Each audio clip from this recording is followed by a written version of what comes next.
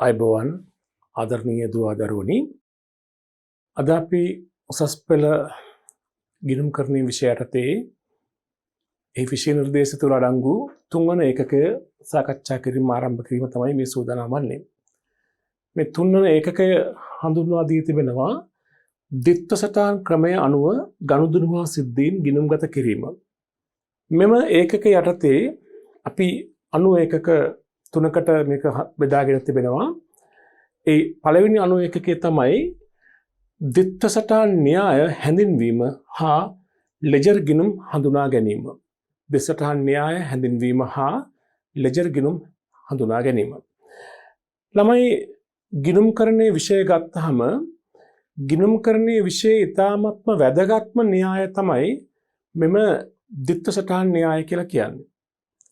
ගිණුම්කරණයේදී සෑම දෙයක්ම පදනම් වෙලා තිබෙන්නේ මෙම ද්විත්ව සටහන් න්‍යායට අනුකූලව.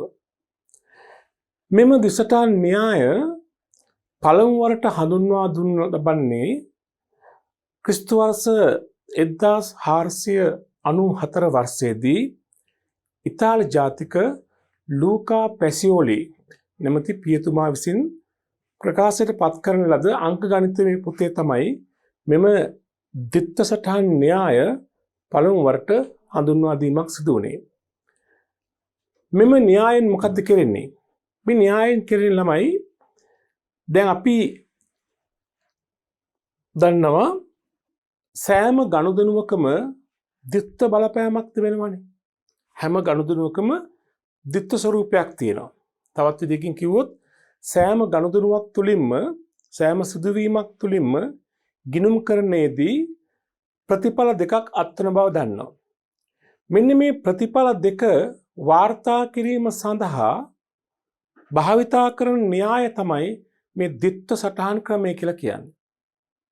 උතර මේ ද්විත්ව සටහන් ක්‍රමය කියන එක අපිට අදාළ වෙන්නේ ගනුදෙනුවක ද්විත්ව බලපෑම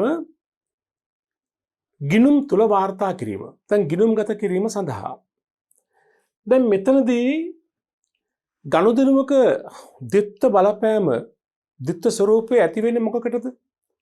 ප්‍රධාන ගිණුම් කරන මූලිකාංග පහට. මොකක්ද? මොනවද? වත්කම්, වගකීම්, හිමිකම්, ආදායම්, වියදම්.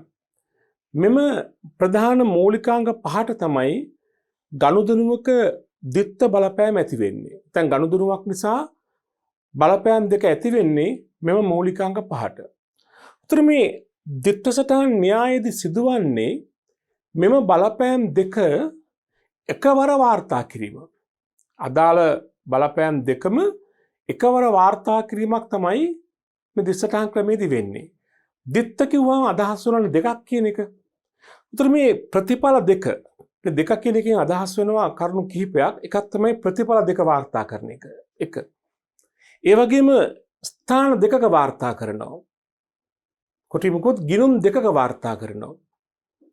මේ ගිණුම් දෙකේ වාර්තා කරනකොට එක ගිණුමක හර පැත්තෙත් අනෙක් ගිණුමේ බැර පැත්තෙත් තමයි වාර්තා වෙන්නේ. ඒත් මොකද්ද මේ හර බැර කියලා කියන්නේ? අපි ගිණුමක් කියන මොකද්ද කියන එක තව මොහොතකින් විස්තරාත්මකව හඳුනා ගමු. දැනට මතක තියාගන්න ගිණුමක් කියන්නේ මෙන්න මේ වගේ මේ ස්වරූපය ගන්නා දෙයක්.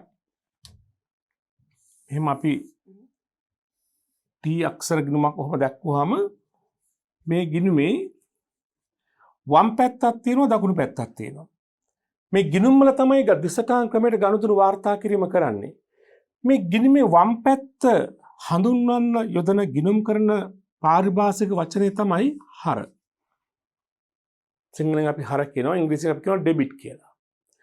මේ ගිණුමේ දකුණු පැත්ත හැඳින්වීම සඳහා අපි යොදන පාරිභාෂික වචනේ තමයි බැර. හර බැර, ඩෙබිට් ක්‍රෙඩිට්. එතකොට ද්විත්ව සටහන් ක්‍රමයට අනුව ගනුදෙනු ලියනකොට ඒ ගනුදෙනුවේ ද්විත්ව බලපෑම එක ගිණුමක හර පැත්ත ලියන්නට ඕනි, අනෙක් ගිණුමේ බැර පැත්ත ලියන්නට ඕනි. ඒ වගේම හර කළ වටිනාකමට සමාන අගයක් බැර කරන්නත් ඕනි. අපි හර කළා නම් රුපියල් 10000ක්, බැර සටහනක් යනවා රුපියල් 10000ක්. ඒ වගේම සමගාමීව එකම අවස්ථාවේදී සටහන් වීමකුත් සිද්ධ වෙනවා. හරසටහන යෙදූ අවස්ථාවේදීම බැර සටහනක් යෙදෙනවා. ඒතර මේ අනුව අපිට ද්විත්ව සටහන් ක්‍රමය කියන්නේ මොකක්ද කියන එක සම්බන්ධයෙන් මෙන්න මෙහෙම නිර්වචනයක් ඉදිරිපත් කරන්න පුළුවන්. යම් ගනුදෙනුවක හෝ සිද්ධියක ද්විත්ව බලපෑම හරහා බැර යන දෙආකාරයෙන් ගිණුම්වල සමගාමීව සටහන් දෙකකින් සටහන් කිරීමේ ක්‍රමය. ඔය අදහස දිසටහන් නිර්වචනයේ අන්තර්ගත අදහස ප්‍රකාශ වන පරිදි වාක්‍ය හැදුවනම් හරි. මෙහෙමත් අපිට කියන්න පුළුවන් අවශ්‍ය නම් යම් ගනුදෙනුවක් හෝ සිදුවීමක් නිසා ඇතිවන ද්විත්ව බලපෑම ලෙජර් ගිණුම් දෙකක හෝ වැඩි සංඛ්‍යාවක සමහරක් විට දෙකකට නෙමෙයි වැඩි සංඛ්‍යාවක් සම්බන්ධ වෙන්න පුළුවන් හරහා බැර වශයෙන් එකවර සටහන් කිරීමේ ක්‍රමය ද්විත්ව සටහන් ක්‍රමය ලෙස හැඳින්විය හැකිය. පැහැදිලිනේ? තවත් විස්තර කළ කිව්වොත් ගනුදෙනුවක් හෝ සිදුවීමක් නිසා වත්කමක වගකීමක හිමිකමක ආදායමක හෝ වියදමක ඇතිවන ද්විත්ව බලපෑම හරහා බැර වශයෙන් ගිණුම් දෙකක හෝ වැඩි සංඛ්‍යාවක සටහන් කිරීමේ ක්‍රමය ද්විත්ව සටහන් ක්‍රමය ලෙස අපි හඳුනා ගන්නවා. උතර මෙතෙන්දී නිර්වචනය කටපාඩම් කරනවාට වඩා ඒ නිර්වචනය තුල ගැබ් වෙලා තිබෙන අදහසයි තේරුම් ගන්නට ඕනේ. උතර දිසටහන් ක්‍රමය අනුගමනය කරන හැම අවස්ථාවකදීම ඔළුවට ගන්න මතකයට ගන්න වාර්තා කරන්න ද්විත්ව බලපෑම බව. වාර්තා කිරීම සඳහා ගිණුම් දෙකක් යොදා ගන්න බව අවම වශයෙන්. ඒ එක සටහනක් හර සටහනක් වශයෙන් යොදනවා අනෙක් සටහන බැර සටහනක් වශයෙන් යොදනවා. කවමදාකවත් දිසටහන් ක්‍රමයේදී ප්‍රතිඵල දෙකම හර සටහන් වශයෙන් වාර්තා වෙන්නේ නැහැ. ප්‍රතිඵල දෙකම බැර සටහන් වශයෙන් වාර්තා වෙන්නේත් නැහැ. එකක් අනිවාර්යයෙන්ම හර එකක් අනිවාර්යයෙන්ම බැර. ඒ වගේම හර කළ වටිනාකමට සමාන අගයක් බැර වෙන්නත් ඕනි. බැර කළ වටිනාකමට සමාන අගයක් හර වෙන්නත් ඕනි. ඒ වගේම එකවර සටහන් කිරීමකුත් සිද්ධ වෙනවා. ප්‍රායෝගිකව ඇතැම් වෙලාවට පාලන ගිණුම් පවත්වා ගන්න අවස්ථාවකදී සමහරක් සටහන් එකවර සටහන් නොවි කාලච්ඡේදයේ අවසානයේ ගිණුම් ගත කෙරෙන්නත් පුළුවනි. නමුත් ඒක සඳහන් අපි සලකන්නේ එකවර ගිණුම් තැබීමක් වශයෙන්. උතර මෙතනදී අපිට ගැටලුවක් මතුවෙනවා. ගනුදෙනුවක ප්‍රතිඵලය හරබැර කරනකොට අපට කොයි ගිණුමටද හර සටහන දාන්න වෙන්නේ කවර ගිණුමටද බැර සටහන දාන්න වෙන්නේ කියන ප්‍රශ්නේ මතුවෙනවා. ඒ කියන්නේ ගනුදෙනුවක ද්විත්ව බලපෑම කවර ගිණුමටද හරට ලියන්නට ඕනි කවර ගිණුමේද බැරට ලියන්නට ඕනි කියන ප්‍රශ්නේ මතුවෙනවා. එතනදී ඒකට පිළිතුරක් ද්විත්ව සටහන් ක්‍රමය ඉදිරිපත් කළ අය විසින්ම ඉදිරිපත් කර තිබෙනවා.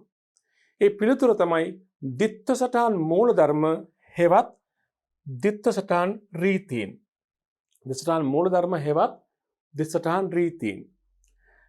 ද්විත්ව සටහන් මූලධර්ම හෙවත් ද්විත්ව සටහන් රීතීන් කියලා කියන්නේ ගනුදෙනුවක ද්විත්ව බලපෑම ලෙජර් ගිණුම් වල වාර්තා කරනකොට එහි හර සටහන යා යුතු වන්නේ කවර ගිණුමටද? එහි බැර සටහන යා යුතු වන්නේ කවර ගිණුමටද? යන්න සඳහා මඟ පෙන්වන නීති රීති. මඟ පෙන්වන රීතීන් අපි කියනවා ද්විත්ව සටහන් මූලධර්ම කියලා.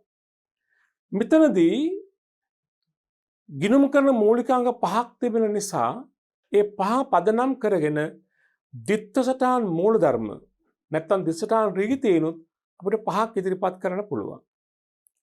වත්කම් ගිණුමක ගනුදෙනු සටහන් කිරීම සඳහා බලපාන රීතිය. ඒක අපි කියනවා වත්කම් පිළිබඳ මූලධර්මය. ඒ වගේම වගකීම් ගිණුමක ගනුදෙනු සටහන් කිරීම සඳහා අදාළ වන රීතිය. ඒක අපි කියනවා වගකීම් පිළිබඳ මූලධර්මය. හිමිකම් ගිණුමක ගනුදෙනු සටහන් කිරීම සඳහා අදාළ වන රීතිය.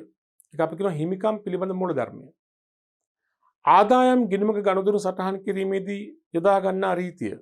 ආදායම් මූලධර්මය. වියදම් ගිණුමක ගනුදෙනු සටහන් කිරීමේදී යොදා ගන්නා රීතිය. වියදම් පිළිබඳ මූලධර්මය. මෙතනදී අපි සඳහන් කළා ද්විත්ව සටහන් රීතීන් අනුව ද්විත්ව සටහන් න්‍යායට අනුව අපි ගිණුම් පොත්වල වාර්තා කරන්නේ ගනුදෙනුවක ද්විත්ව බලපෑම බව. ද්විත්ව වෙනස් වීම. ඔබ දන්නවා ගිණුම් කරනයේදී වෙනස් වීමක් කියලා කිව්වහම එක්කෝ වැඩිවීමක් නැත්නම් අඩුවීමක්. උතර මේ ගිණුමේ දෙපැත්තක් තියෙන්නේ එක පැත්තක වැඩිවීම ලියන්න අනිත් පැත්ත අඩුවීම ලියන්න. හැම ගිණුමකම දෙපැත්තක් තියෙනවනේ හරබැර කියලා. ඒතර එක පැත්තක් තියෙන වැඩිවීම ලියන්න අනිත් පැත්ත තියෙන අඩුවීම ලියන්න.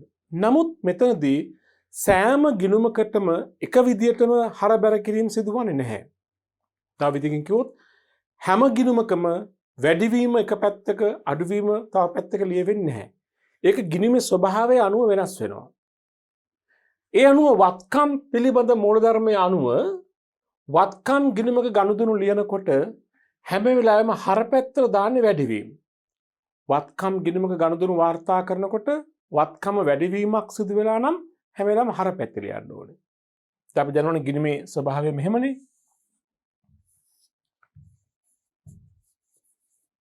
හර තියෙනවා බැර තියෙනවානේ. ඒතර වත්කම් නීතිය වත්කම් පිළිබඳ රීතිය මේකයි. වැඩිවීමක් හැම වෙලාවෙම ලියන්නේ හර පැත්තේ, අඩුවීමක් හැම වෙලාවෙම ලියන්නේ බැර පැත්තේ. දැන් ගනුදෙනුවක් නිසා වත්කමක් වැඩි වෙලා නම් හර පැත්තේ වාර්තා කරන්න ඕනේ. දැන් අපි තුමු මුදල් වත්කම වැඩි වෙනවා. ඒතර මුදල් ගිණුමේ ලියන්න ඕනේ වැඩිවීම හැම වෙලාවෙම හර. මුදල් අඩුවීම හැම වෙලාවෙම ලියන්නේ බැර පැත්තේ. ණයගැතිව කියන වත්කමක්. ණයගැති ශේෂයේ වැඩි වෙන ගනුදෙනු හර. ණයගැති ශේෂයේ අඩු වෙන ගනුදෙනු බැර. ලීබඩ උපකරණ කියන්නේ වත්කමක්. ලීබඩ උපකරණ වැඩිවීමට බලපාන ගනුදෙනු හර. අඩුවීමට බලපාන ගනුදෙනු බැර. ඒක තමයි වත්කම් පිළිබඳ මූලධර්මය. දෙක වගකීම් පිළිබඳ මූලධර්මය. මේකෙන් අදහස් කරන්නේ වගකීම් ගිණුමක ගනුදෙනු සටහන් කිරීමේදී අනුගමනය කළ යුතු රීතිය. වත්කම් මූලධර්මයට සම්පූර්ණයෙන්ම ප්‍රතිවිරුද්ධ මූලධර්මය තමයි වගකීම්. වත්කම් ගිණුමක හරලිවි වැඩිවීම බැරලිවි අඩුවීමනේ. වගකීම් ගිණුමක ලියනකොට බැර පැත්තට දාන්නේ වැඩිවීම, හර පැත්තට දාන්නේ අඩුවීම. වගකීමක් වැඩිවීමක් වාර්තා කරනකොට බැර පැත්තට දාන්න ඕනේ. වගකීමක අඩුවීමක් නම් හර පැත්තේ වාර්තා කරන්න ඕනේ. දැන් උදාහරණයක් වශයෙන් නහීමි ගිණුම වගකීම් ගිණුමක්. ඒතොර නහීමියන්ගේ වැඩිවීමක් සිදුවන හැම අවස්ථාවකම බැර පැත්තේ ලියන්න ඕනේ. නහීමි ශේෂය අඩුවීමක් සිදුවන හැම අවස්ථාවකම හර පැත්තේ ලියන්නට ඕනේ. ඒක තමයි වගකීම් සම්බන්ධ නීතිය. වගකීම් ගිණුමක ගනුදෙනු වාර්තා කිරීමේ රීතිය. අපි ඊළඟට බලමු හිමිකම් ගිණුමක ගනුදෙනු වාර්තා කිරීමේ රීතිය මොකක්ද? හිමිකම් ගිණුමකටත් තියෙන්නේ වගකීම් ගිණුමක රීතියම තමයි. ඒ කියන්නේ හිමිකම වැඩිවීමක් නම් බැර පැත්තේ ලියන්න ඕනි. හිමිකම අඩුවීමක් නම් හර පැත්තේ ලියන්න ඕනි. අයිතිකරුගේ ප්‍රාග්ධන ගිණුම කියන්නේ හිමිකම් ගිණුමක්. එතකොට ප්‍රාග්ධනයේ වැඩිවන හැම අවස්ථාවකදීම ප්‍රාග්ධන ගිණුමේ බැර පැත්තේ ලියන්නට ඕනි. ප්‍රාග්ධනය අඩුවන ගනුදෙනු හර පැත්තේ ලියන්නට ඕනි. ප්‍රාග්ධන ශේෂය අඩු වේ නම් හර පැත්තේ, ප්‍රාග්ධන ශේෂය වැඩි වේ නම් බැර පැත්තේ. ඒ තමයි හිමිකම් මූලධර්මයෙන් කියවෙන රීතිය. ඊට පස්සේ ආදායම් මූලධර්මය.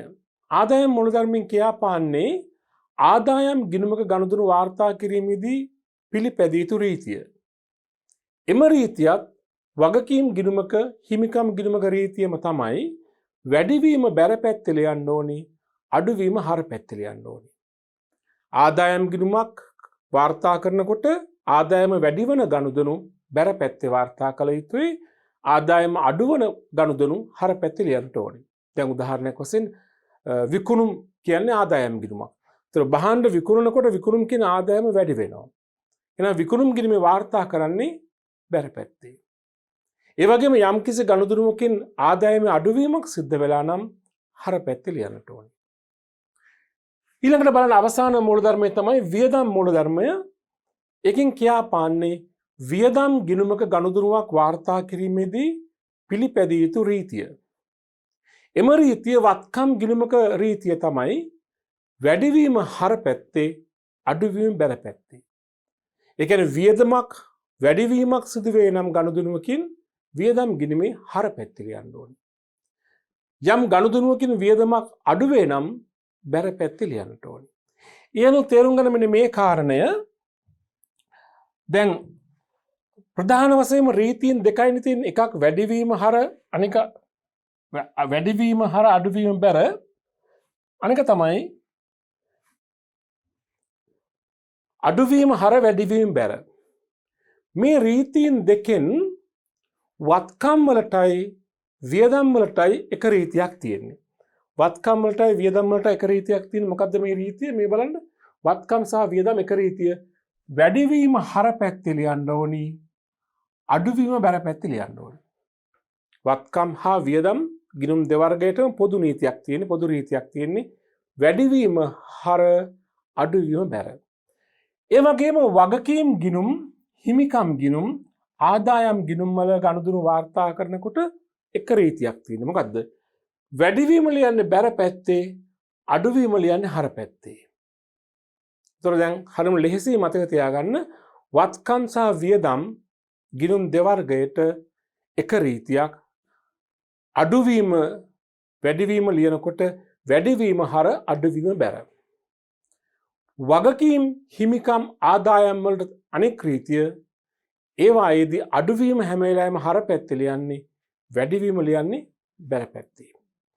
ඔය රීතීන් ටික අපි හඳුන්වන්නේ මොනවා කියලාද? දිත්ත සටහන් රීතීන්, එහෙම නැත්නම් දිසටහන් මූලධර්ම. උතර ව්‍යාපාරයක සිදුවන ඕනෑම ගනුදෙනුවක්, ඕනෑම සිදුවීමක් දිත්ත සටහන් රීතීන්ට අනුව තමයි ගිණුම් වල වාර්තා කරන්නේ. එතනදී කිසිම අවස්ථාවක මේ රීතීන් හරියටම අනුගමනය කරනවා නම් ගනුදෙනුක දිත්ත බලපෑම වාර්තා කිරීමේදී සටහන් දෙකම හර පැත්තේ වාර්තා වෙන්නේ නැහැ. මම කලින් සඳහන් කළා සටහන් දෙකම බැර පැත්තටම යන්නේත් නැහැ. හරියටම බෙදලා යනවා එක සටහනක් හර පැත්තට අනෙක් සටහන බැර පැත්තට වශයෙන්. ඒ නිසා ඒකත් තේරුම් ගන්න ඕනෑම ගනුදෙනුක දිත්ත බලපෑම හර බැර වශයෙන් සමානව බෙදලා යන්න ඕන. හර පැත්තට හර වූ වටිනාකමට සමාන අගයක් බැර පැත්තට යන්නේ. ප්‍රතිඵල දෙකම හර සටහන් දෙකක් වෙන්නෙත් නැහැ. ප්‍රතිඵල දෙකම බැර සටහන් දෙකක් වෙන්නෙත් නැහැ. පැහැදිලි නේද? හොඳයි. දැන් අපි ඊළඟට පොඩ්ඩක් සලකා බලමු නැවත මෙම දිසටහන් ක්‍රමයට අනුව ගනුදෙනු දිසටහන් ක්‍රමයේ ඇති වැදගත්කම. ව්‍යාපාරයක් මේ දිසටහන් ක්‍රමය අනුගමනය කිරීමෙන් තිබෙන වැදගත්කම කවරේද? එකක් තමයි ගිණුම් පොත් වලින් සම්පූර්ණ වාර්තාවක් ලබාගත හැකි වීම. දැන් ව්‍යාපාරයක් නිසියාකාරව දිසටහන් ක්‍රමය අනුගමනය කරනවා නම් නැත්නම් දිසටහන් ක්‍රමයට ගනුදෙනු වාර්තා කරනවා නම් ගිණුම් පොත් වලින් සම්පූර්ණ වාර්තාවක් ලබා ගන්න පුළුවන්. දිසටහන් ක්‍රමය හරියටම අනුගමනය කරලා නම් අසම්පූර්ණ වාර්තාවක් නෙමෙයි ලැබෙන්නේ, සම්පූර්ණ වාර්තාවක්. ගනුදෙනු වල සැබෑ තත්ත්වය, ගනුදෙනුව සිදුවීම නිසා ඇති වූ වෙනස් වීම් සියල්ල සම්පූර්ණයෙන් ලබා ගන්න පුළුවන්. එක වාසියක් නැත්නම් ප්‍රයෝජනයක් නැත්නම් වැදගත්කම. දිසටහන් ක්‍රමයේ වැදගත්කමක් ලෙස අපිට දෙවෙනි කාරණේ වශයෙන් පෙන්වන්න පුළුවන් මෙහෙයුම් කටයුතු පාලනය කිරීමට පහසු කරගත හැකි වීම. ව්‍යාපාරයක දිසටහන් ක්‍රමය අනුගමනය කරනවා නම් ආයතනයේ මෙහෙයුම් කටයුතු, පරිපාලන කටයුතු පහසු කරගන්න පුළුවන්. තවත් වැදගත්කමක් වශයෙන් අපිට පෙන්වන්න පුළුවන් ගිණුම් තැබීමේ ගණිතමය නිවැරදිතාවය පරීක්ෂා කරගත හැකි වීම. දැන් අපි ඉදිරියට සාකච්ඡා කරනවා තවදුරටත් ඒ ගැන. ආයතනය දිත්ත සටහන් ක්‍රමයට ගනුදෙනු ගිණුම්ගත කරනකොට ගිණුම් තැබීම කොතරම් දුරට ගණිතමය වශයෙන් නිවැරදිව සිදු වූවාදයි පරීක්ෂා කරන්න පුළුවන්. ඒක බොහොම සරලව කිව්වොත් දිත්ත සටහන් ක්‍රමය අනුගමනය කරන හැම ආයතනයක්ම හර සටහන් වලට සමාන අගයක් බැර සටහනක් යොදනවා. ඒ නිසා කාලච්ඡේදයේ අවසානයේදී ගිණුම් තැබීම ගණිතමය වශයෙන් නිවැරදිව සිදු කරලා නම් මේ හර සටහන් වල එකතුවට සමාන අගයක් බැර සටහන් වල එකතුව ලැබෙන්නට ඕනි. ඒ දෙක සමාන වෙන්නේ නැහැ කියන්නේ ගිණුම් තැබීම ගණිතමය වශයෙන් නිවැරදි නැහැ කියන එක තමයි පැහැදිලි වෙන්නේ. හොඳයි. අපි දැන් බලමු තවදුරටත් ව්‍යාපාරික දිසටහන් මූලධර්ම වලට අනුකූලව ගනුදෙනු ගිණුම් තැබීම සම්බන්ධ සරල අභ්‍යාස කිහිපයක්. අභ්‍යාස අංක 1. පහත දැක්වෙන බලපෑම් නිසා දිසටහන් මූලධර්මයේ අනුව කළ යුතු වන්නේ හර කිරීමක්ද බැර කිරීමක්ද යන්න සඳහන් කරන්න. දැන් මතකයිනේ රීති පහ අපි ගොනු කළා රීති දෙකකට නේ. කොහොමද? වත්කම් වියදම් සම්බන්ධයෙන් වැඩිවීම හර අඩුවීම බැර, වගකීම් හිමිකම් ආදායම් සම්බන්ධයෙන් අඩුවීම හර වැඩිවීම බැර නේද? එක වත්කම් වැඩිවීම අපි වාර්තා කරන්න ඕනි හර පැත්තද බැර පැත්තද කියලා. උත්තරේ මොකද්ද? වත්කමක් වැඩිවීමක් නම් හර. වගකීම් වැඩිවීම. වගකීම් වැඩිවීමක් හැම වෙලාවෙම වාර්තා කරන්නේ මොන පැත්තේද? බැර පැත්තේ. ආදායම් වැඩිවීම මොන පැත්තේද වාර්තා කරන්නේ? බැර පැත්තේ. හිමිකම වැඩිවීම මොන පැත්තේද වාර්තා කරන්නේ? බැර පැත්තේ. වියදම් වැඩිවීම මොන පැත්තේද වාර්තා කරන්නේ? හර පැත්තේ. පැහැදිලිද? අපි තව අභ්‍යාස කිහිපයක් කරමු. අභ්‍යාසාංක එකේම අනිත් කොටස පහත් දැක්වෙන බලපෑම නිසා දිස්ත්‍රාණ මූලධර්මයේ අනුව කළ යුතු වන්නේ හරද බැරද කියලා දක්වන්න තියෙනවා. අර අභ්‍යාසයෙන් තව දිගුවක් මේක. වත්කමක අඩුවීම. වත්කම් මූලධර්මයේ මතකයිනේ. වැඩිවීම හර එන අඩුවීම බැර. වගකීමක අඩුවීම. වගකීම් රීතිය මොකද්ද? වැඩිවීම බැර අඩුවීම හර. හිමිකම අඩුවීම. අඩුවීම හර පැත්තේ වාර්තා කරන්න ඕන. ආදායම් අඩුවීම. හිමිකම් වගකීම් ආදායම් තුනටම එක රීතියනේ මොකද්ද? අඩුවීම හර පැත්තේ වාර්තා කරන්න ඕන. වියදම් අඩුවීම.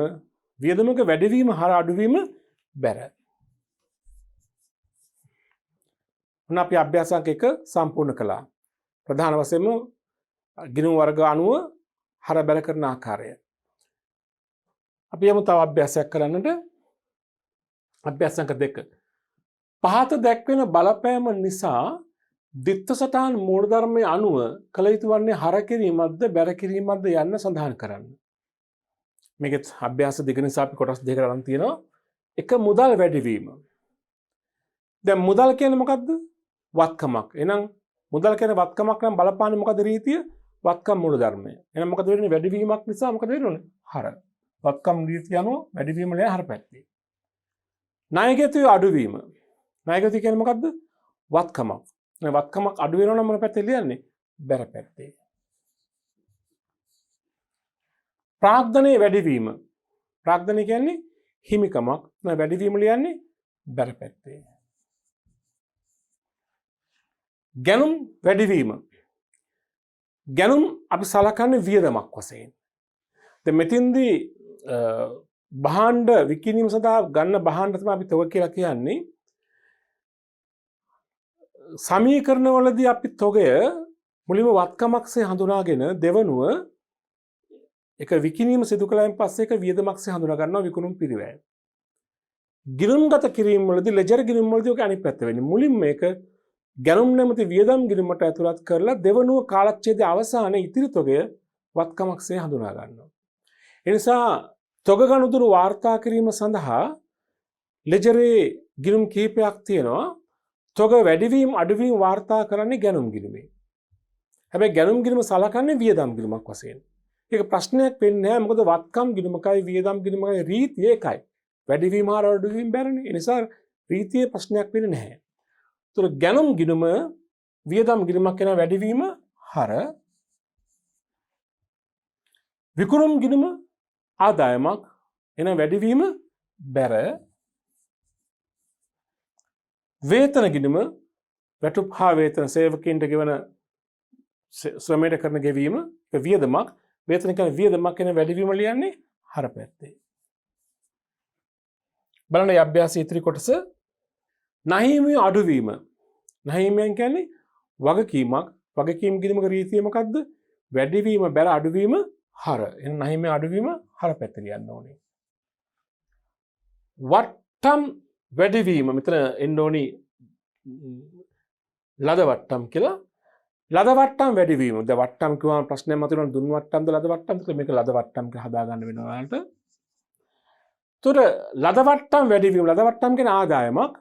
ආදායමක් වැඩිවීම ලියන්නේ බැර පැත්තේ. නහිමිය වැඩිවීම. නහිමිය කියන්නේ වගකීමක්.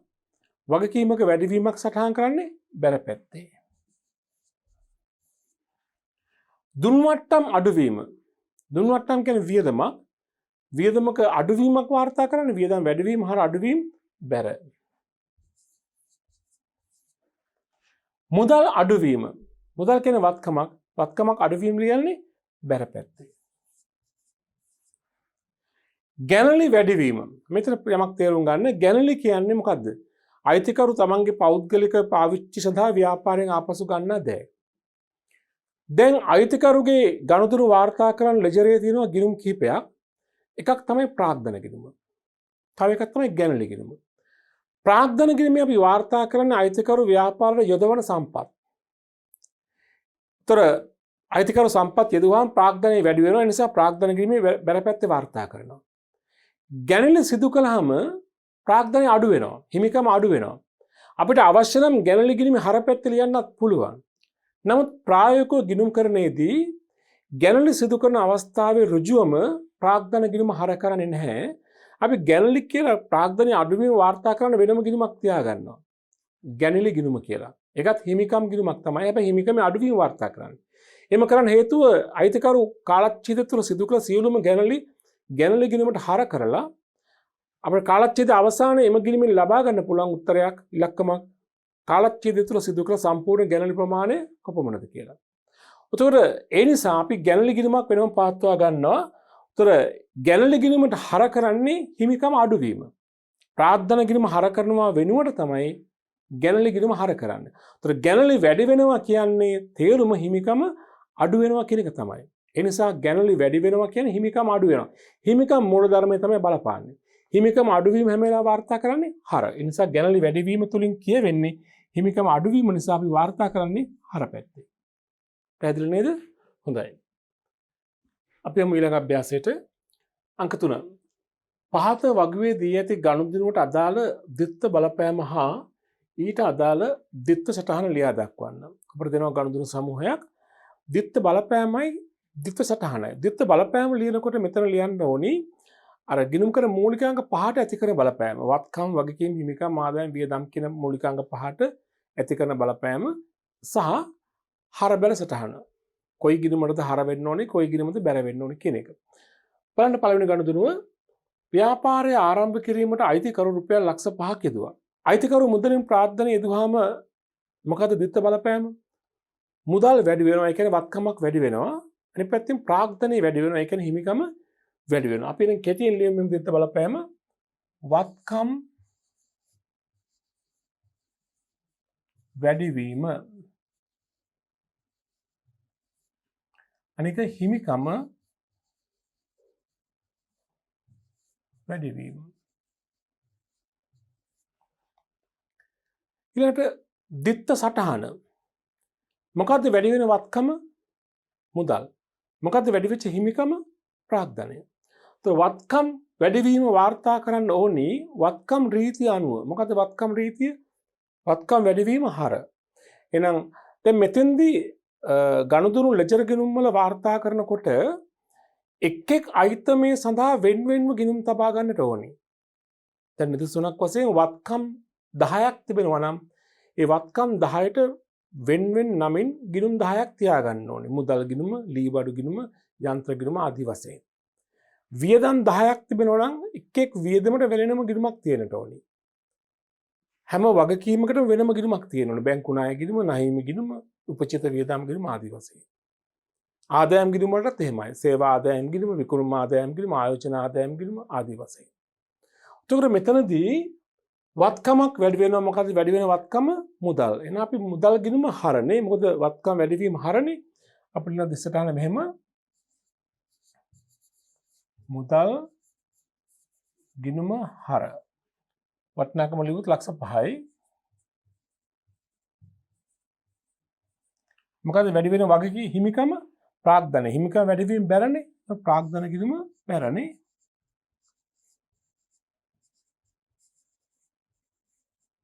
ලක්ෂ 5යි.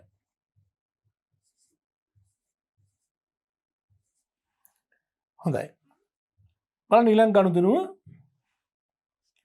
රුපියල් 50,000ක ලී බඩු මිලදී ගැනීම.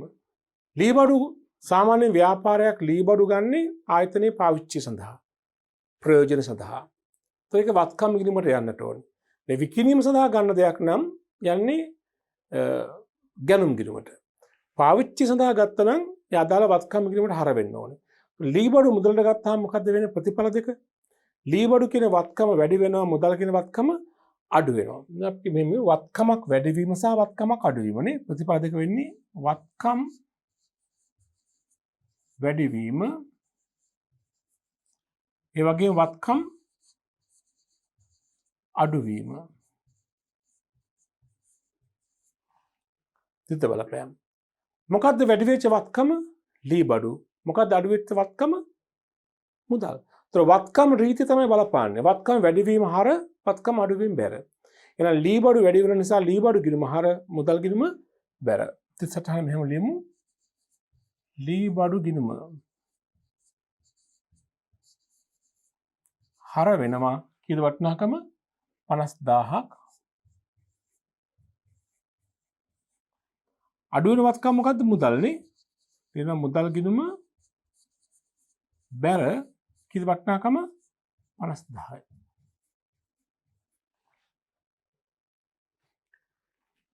බලන්න ඊළඟ ගනුදෙනුව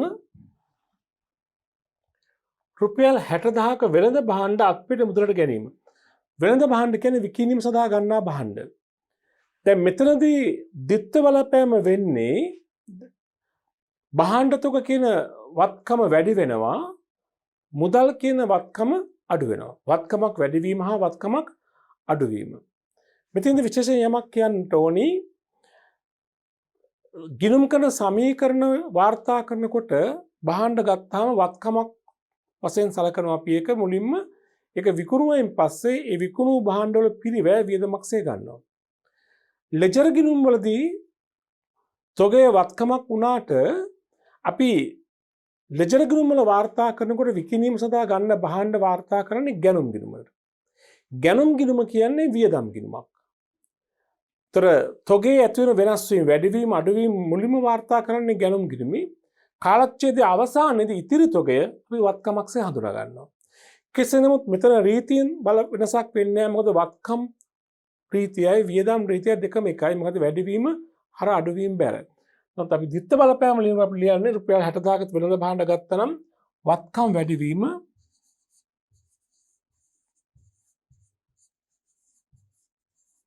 අනික මුදල් අඩු වෙනවා කියන වත්කම් අඩුවීම.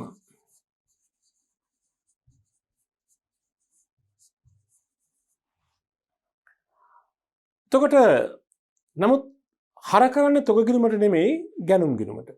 ලෙජර් ගිණුම් වලදී තොග ගිණුම පවත්වා ගන්න අවුරුද්ද අන්තිමට කාලච්ඡේද අවසානයේදී අවසන් තොගේ ඉතිරි තොගේ වාර්තා කරන එතෙක් භාණ්ඩ ගන්න ඒවා භාණ්ඩ වැඩි අඩු වෙනවා වාර්තා කරන්නේ ගැනුම් ගිණුමේ. ඒතර අපි වාර්තා කරනවා නම් වත්කම් ගිණුම හර වෙනුවට වියදම් ගිණුම හර කරන්නේ දෙකේම රීතිය එකයිනේ. වැඩිවීම හරනේ. ගැනුම් ගිණුම හර.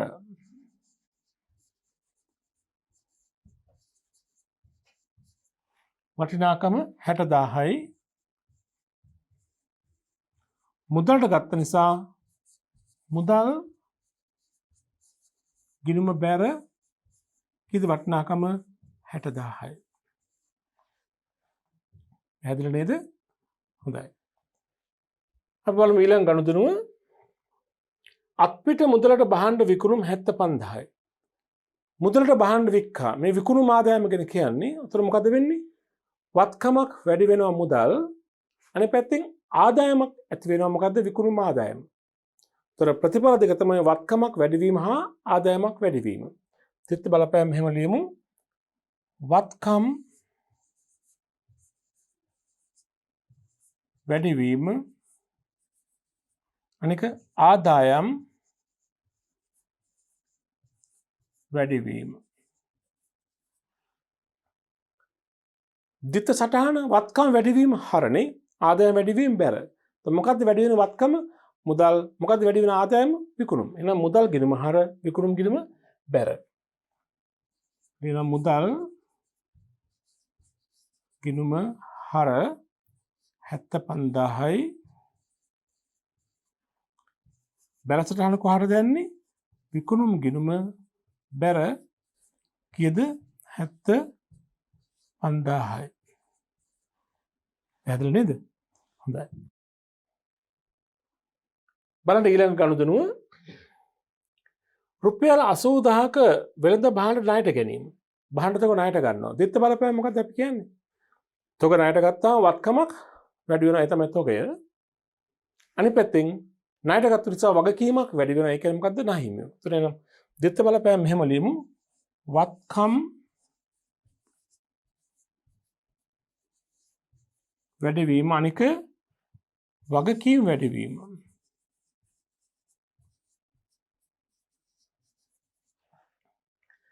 දැන් මෙතෙන්දී වත්කම් වැඩිවීම තොග නැමැති වත්කම තමයි වැඩි වෙන්නේ. ඒත් අපි ලෙජරේදී වාර්තා කරන්නේ මොන ගිණුමද? ගැනුම් ගිණුම. එහෙනම් ගැනුම් ගිණුම හර වගකීමක් වැඩි වෙනවා නහිමියෝ. එහෙනම් නහිමි ගිණුම බැර. අපි ලියමු මේ විදිහට ගැනුම් ගිණුම හර වටිනාකම කීයද? 80යි.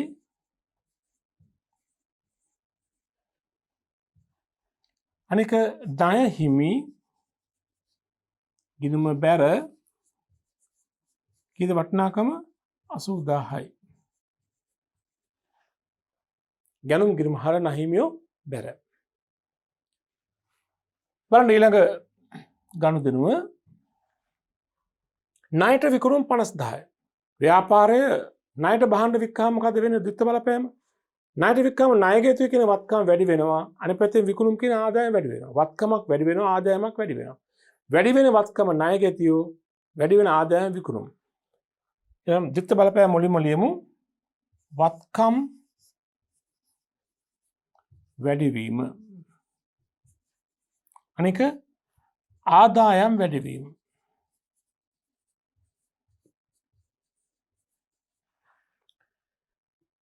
මොකද්ද වැඩි වෙච්ච වත්කම? ණයගැතියෝ. මොකද්ද වැඩි වෙච්ච ආදායම? විකුණුම්. එහෙනම් ණයගැති ගිණුම හර විකුණුම් ගිණුම බැර. ණයගැති ගිණුම හර සටහන යනවා 50000. විකුණුම් ගිණුම බැර පැත්තට යනවා කීයද? 50000ක්. ණයගැතියෝ හර විකුණුම් ගිණුම බැර. අපි මේ අභ්‍යාසෙම තව ඉදිරියට යමු. තව ගනුදෙනු කිහිපයක් සාකච්ඡා කරමු. 7 වෙනි ගනුදෙනුව නහිමියන්ට මුදල් ගෙවුවා 40000යි. මොකද්ද වෙන බලපෑම් දෙක?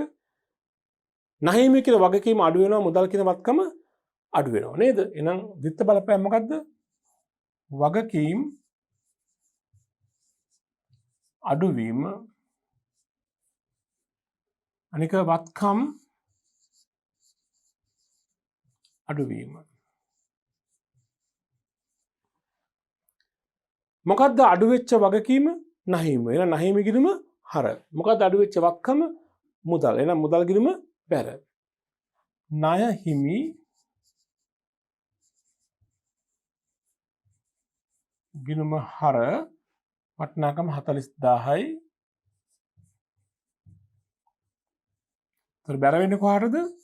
මුදල් ගිණුම බැර කීයද? 40000යි. දැන් අපිට පේනවා ඇති ද්විත්ව සටහන් රීතීන්ට අනුව ගනුදෙනුව සටහන් කරනකොට එක සටහනක් හර සටහනක් වශයෙන් යනවා, අනෙක් සටහන බැර සටහනක් වශයෙන් යනවා. සටහන් දෙකම එක පැත්තට යන්නේ නැති වගේ. බලන්න ඊළඟ ගනුදෙනුව ණයගැතියන්ගේ මුදල් ලැබුණා 25000යි. ණයගැතියන්ගේ මුදල් ලැබුණොත් සිද්ධ වෙන්නේ මොකද්ද? මුදල් කියන වත්කම වැඩි වෙනවා, ණයගැති කියන වත්කම අඩු වෙනවා. වත්කම් වලමයි බලපෑම් දෙක වෙන්නේ. වත්කමක් වැඩිවීම, වත්කමක් අඩුවීමනේ. ද්විත්ව බලපෑම වත්කම් වැඩිවීම අනික වත්කම් අඩුවීම.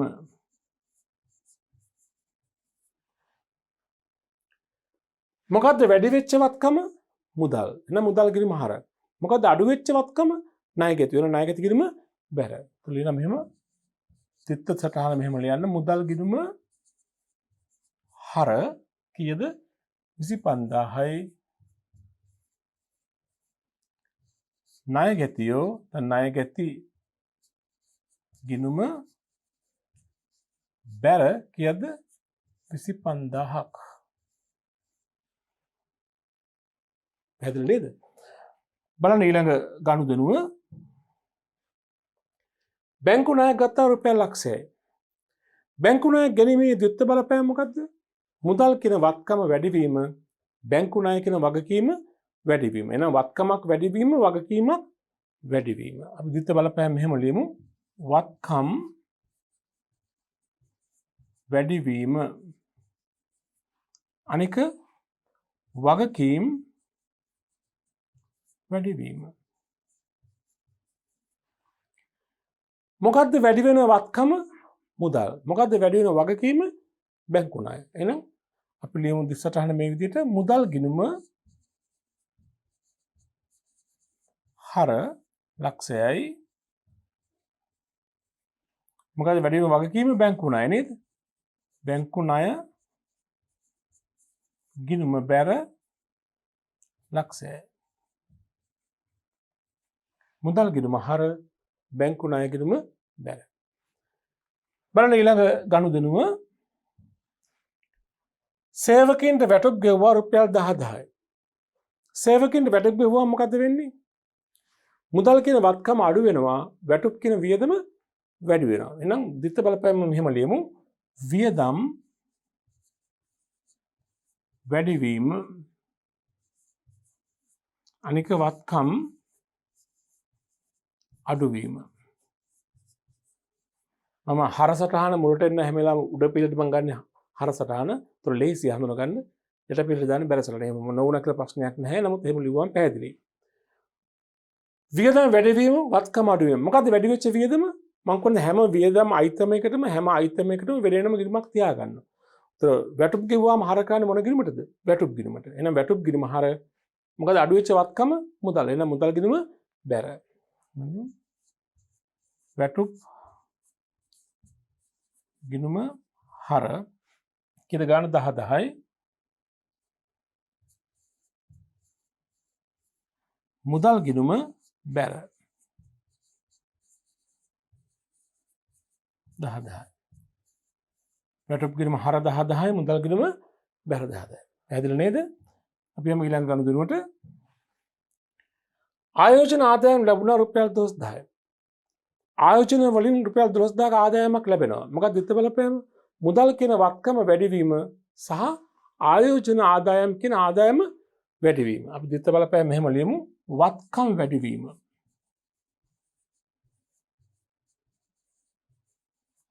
අනික ආදායම් වැඩිවීම.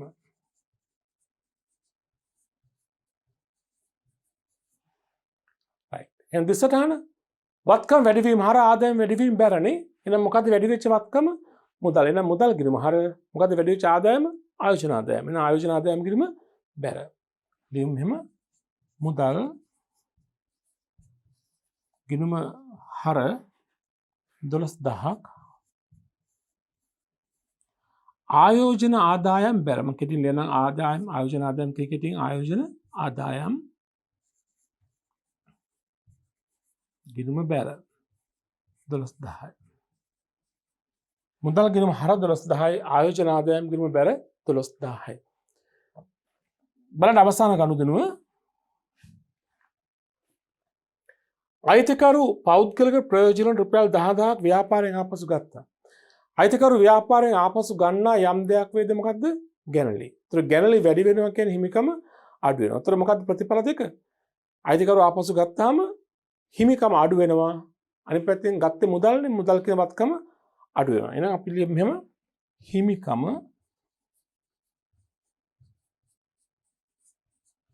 අඩුවීම අනික වත්කම් අඩුවීම.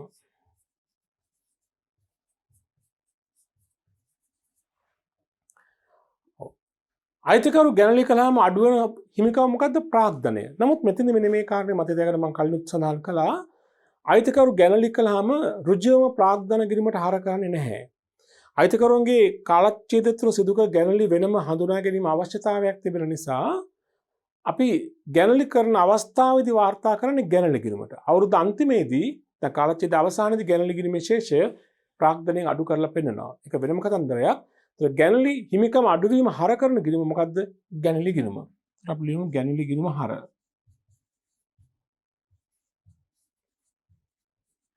ගැනලි ගිණුම හර කරනවා 10000ක්.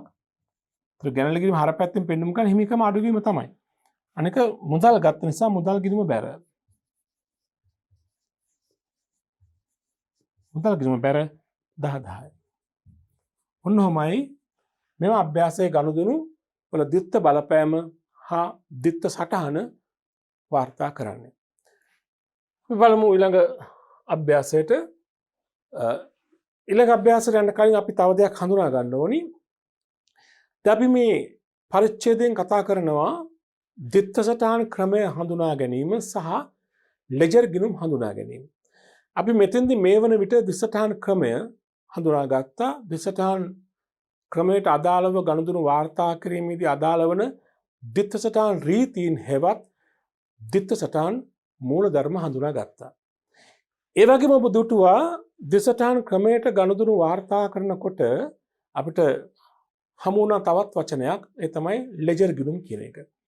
ලෙජර් ගිණුමක මූලික හඳුනා ගැනීම අපි කළා. නමුත් අපි දැන් ලෙජර් ගිණුමක් කියන එක සවිස්තරාත්මකව හඳුනා ගැනීමක් අපි දැන් සිදු කරමු. මොකක්ද ලෙජර් ගිණුමක් කියලා කියන්නේ? දැනටමත් ඔබ දන්න පරිදි ලෙජර් ගිණුමක් කියලා කියන්නේ මේ ගනුදෙනුවක ද්විත්ව බලපෑම වාර්තා කිරීම සඳහා යොදා ගන්නා ආකෘතියක්. මේ ආකෘතියේ තියෙනවා හර බැර කියලා දෙපැත්තක්. වම් පැත්ත හර පැත්ත කියලා හඳුන්වනවා. දකුණු පැත්ත බැර පැත්ත කියලා හඳුන්වනවා. මේ ආකෘතිය තුල ගනුදෙනු අඛණ්ඩව වාර්තා කරන්න ඕනේ.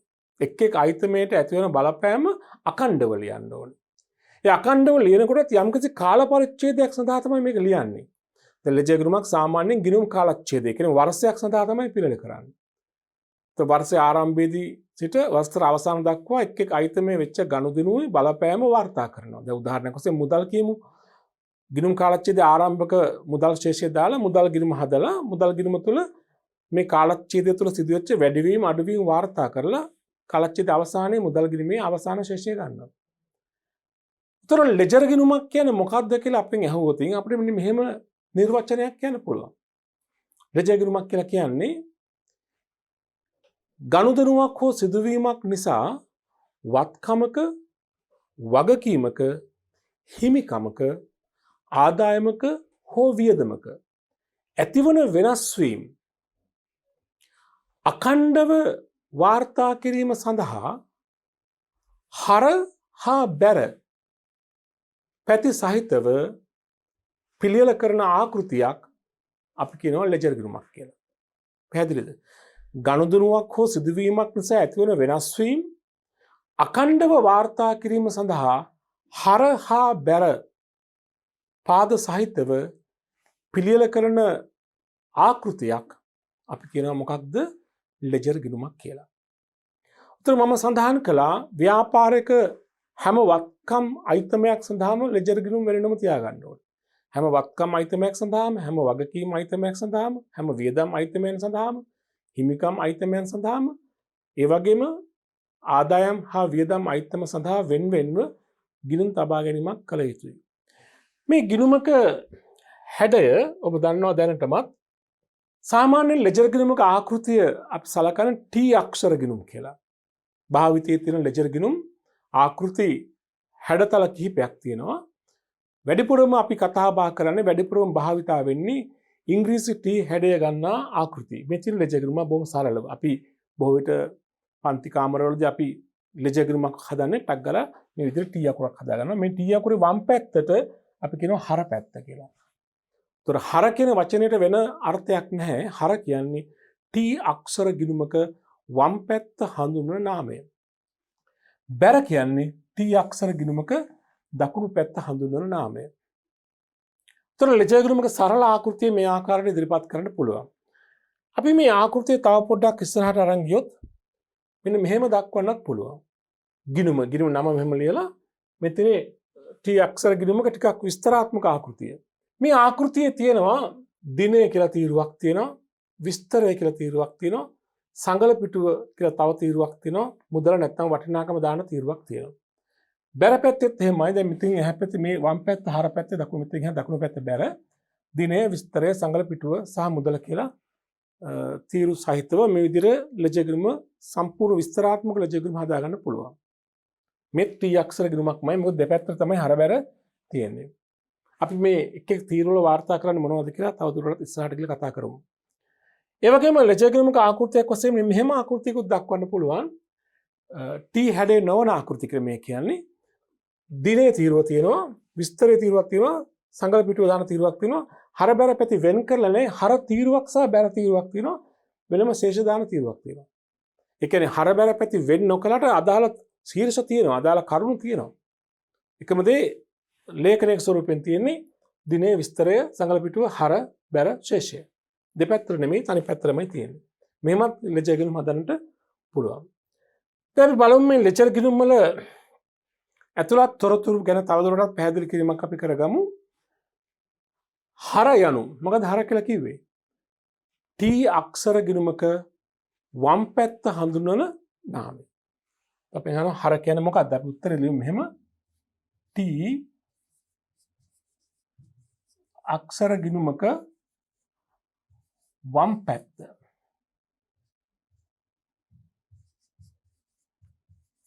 තමයි හර කියලා කියන්නේ.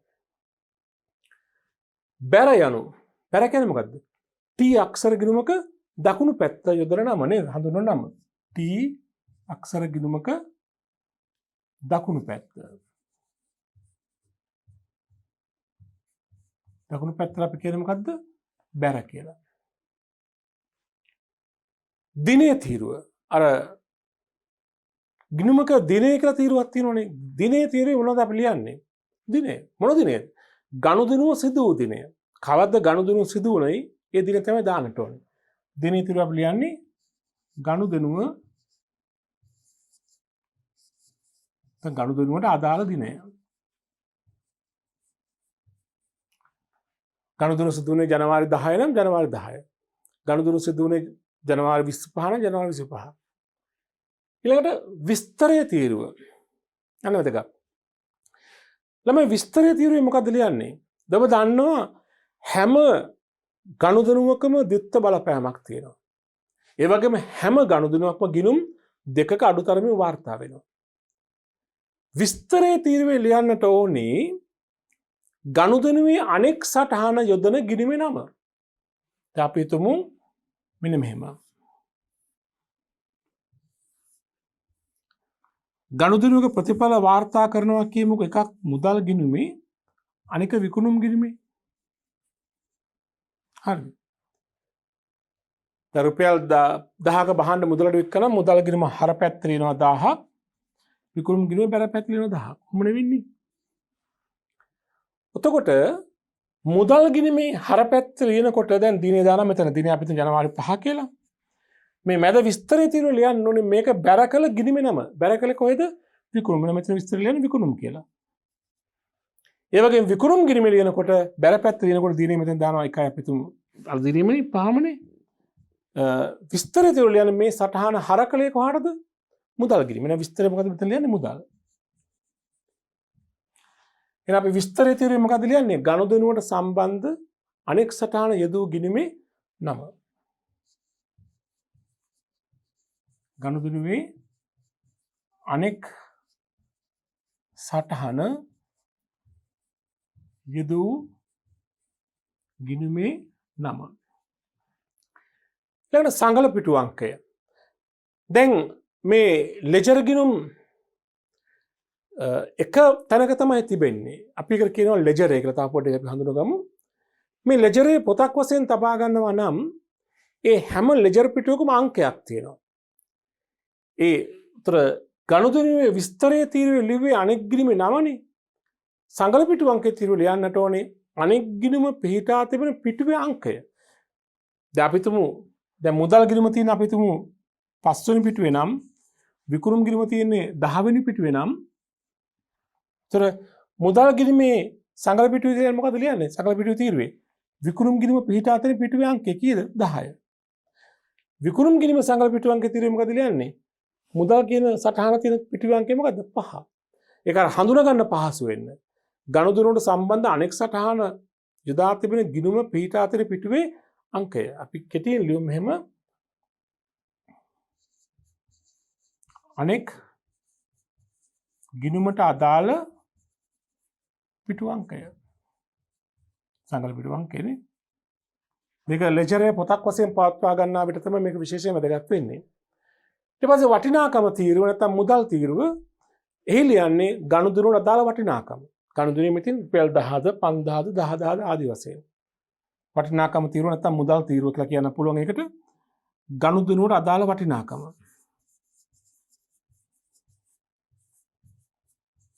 අදාළ වටිනාකම.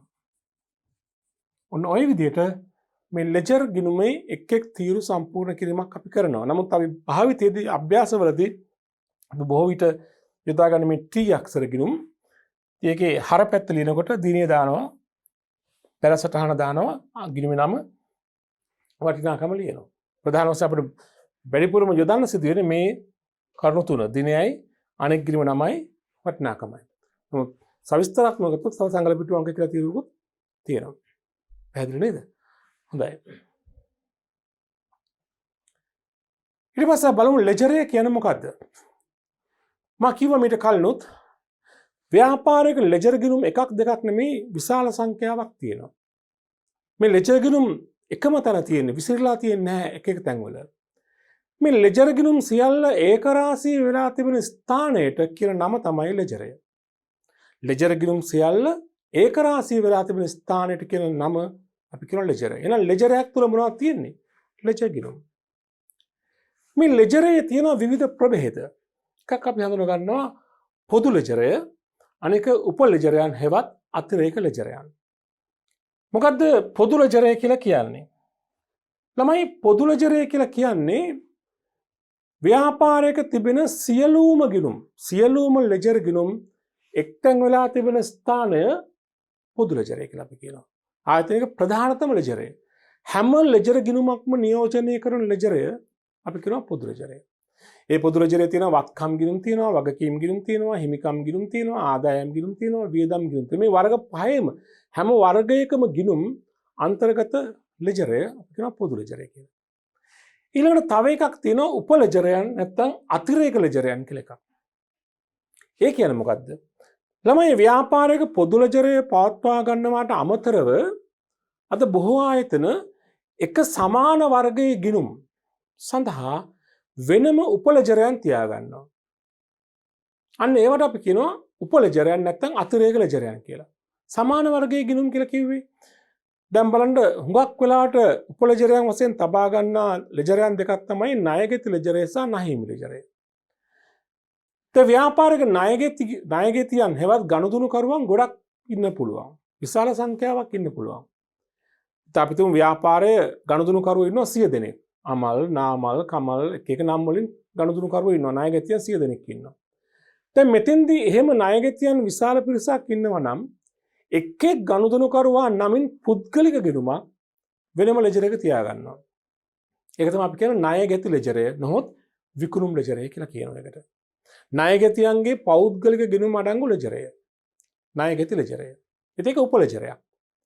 ඊළඟට නහිමියන් සඳහා වෙනම ලෙජරයක් තියා ගන්නවා නම් අර වගේ නහිමියන්ගේ පෞද්ගලික නම් වලින් යුක්තව ඒක අපි කියනවා ණය හිමි ලෙජරය. ඒක උප ලෙජරයක්. උතර මෙතනදී පොදු ලෙජරයට අමතරව ණයගෙතියන්ට වෙනම ලෙජරයක්, නහිමියන්ට වෙනම ලෙජරයක් තබා ගැනීමක් කරන්න පුළුවන්. හැබැයි එතෙන්දී විශේෂයෙන් යමක් කියන්න ඕනේ. කිසියම් ආයතනයක් පොදු ලෙජරයට අතිරේකව ණයගෙති ලෙජරයක්, නහිමි ලෙජරයක් වෙනම පවත්වා ගන්නා විට එක්තරා මූලධර්මයක් තියෙනවා අනුගමනය කළ යුතු. ඒ මොකද්ද? ඒ ණයගෙති ලෙජරය, නහිමි ලෙජරය වෙනුවෙන් ඒ නියෝජනය කරන්න ණයගෙති ලෙජරයේ තිබෙන ගිණුම් සියල්ල නියෝජනය කරන්න පොදු ලෙජරයේ වෙනම තනි ගිණුමක් තියෙන්න ඕනේ. වෙනම එකතු ගිණුමක් තියෙන්න ඕනේ. ඒක අපි නම් කරනවා පාලන ගිණුම කියලා. උතර ණයගෙති ලෙජරයක් වෙනම පවත්වා ගන්නා විට ඒ ණයගෙති ගිණුම් සමූහය නියෝජනය කරන්න පොදු ලෙජරයේ ණයගෙති පාලන ගිණුමක ගිණුමක් පවත්වා ගත යුතුමයි. ඒ වගේම නහිමියන්ට වෙනම ලෙජරයක් පවත්වා ගන්නා විට නහිමි පෞද්ගලික ගිණුම් සඳහා වෙනම ලෙජරයක් පවත්වා ගන්නා විට පොදු ලෙජරය තුල අනිවාර්යයෙන්ම ණය හිමි පාලන ගිණුමක් පවත්වා ගත යුතුයි. එවිට පොදු ලෙජරයේ ගනුදෙනු වල ditth සටහන සම්පූර්ණ කරන්නේ පාලන ගිණුමත් එක්ක. අර ණයගෙති ලෙජරය, නහිමි ලෙජරය අපි සලකන්නේ සිහිවටන ලෙජරයන් වශයෙන්. උප ලෙජරයන් සිහිවටන ලෙජරයන්. ඒ කියන්නේ ditth සටහන් න්‍යායට ditth සටහන් ක්‍රමවේදයට සම්බන්ධ නැහැ. ඒ හරබැර කළාට සිහිවටන සටහන්. නියම හරබැර සටහන යොදන්නේ පොදු ලෙජරයේ තිබෙන පාලන ගිණුමත් එක්ක. අපි ඒක තවදුරටත් පැහැදිලි කරගත්තොත් මෙන්න මේ වගේ තත්වයක්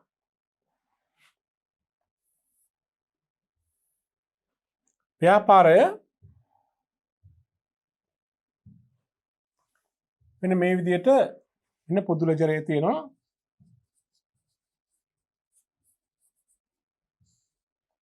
මෙන්න ණයගැති ලෙජරේ තියෙනවා. හරිද? අපි තුන් ණයගැති ලෙජරේ ඉන්නවා ණයගැති ගිණුම් තුනක්. ණයගැති ඉන්නවා කියමු මෙහෙම නම් වලින්. අපි නම් කරමු A B C කියලා. තව නම් තියෙන්න පුළුවන්. તો ණයගැතියෝ ඉන්න තරමට ණයගැතියන් එක් එක් ණයගැතියා වෙනුවෙන් පෞද්ගලික ගිණුම් ණයගැති ලෙජරේ තියාගන්නවා.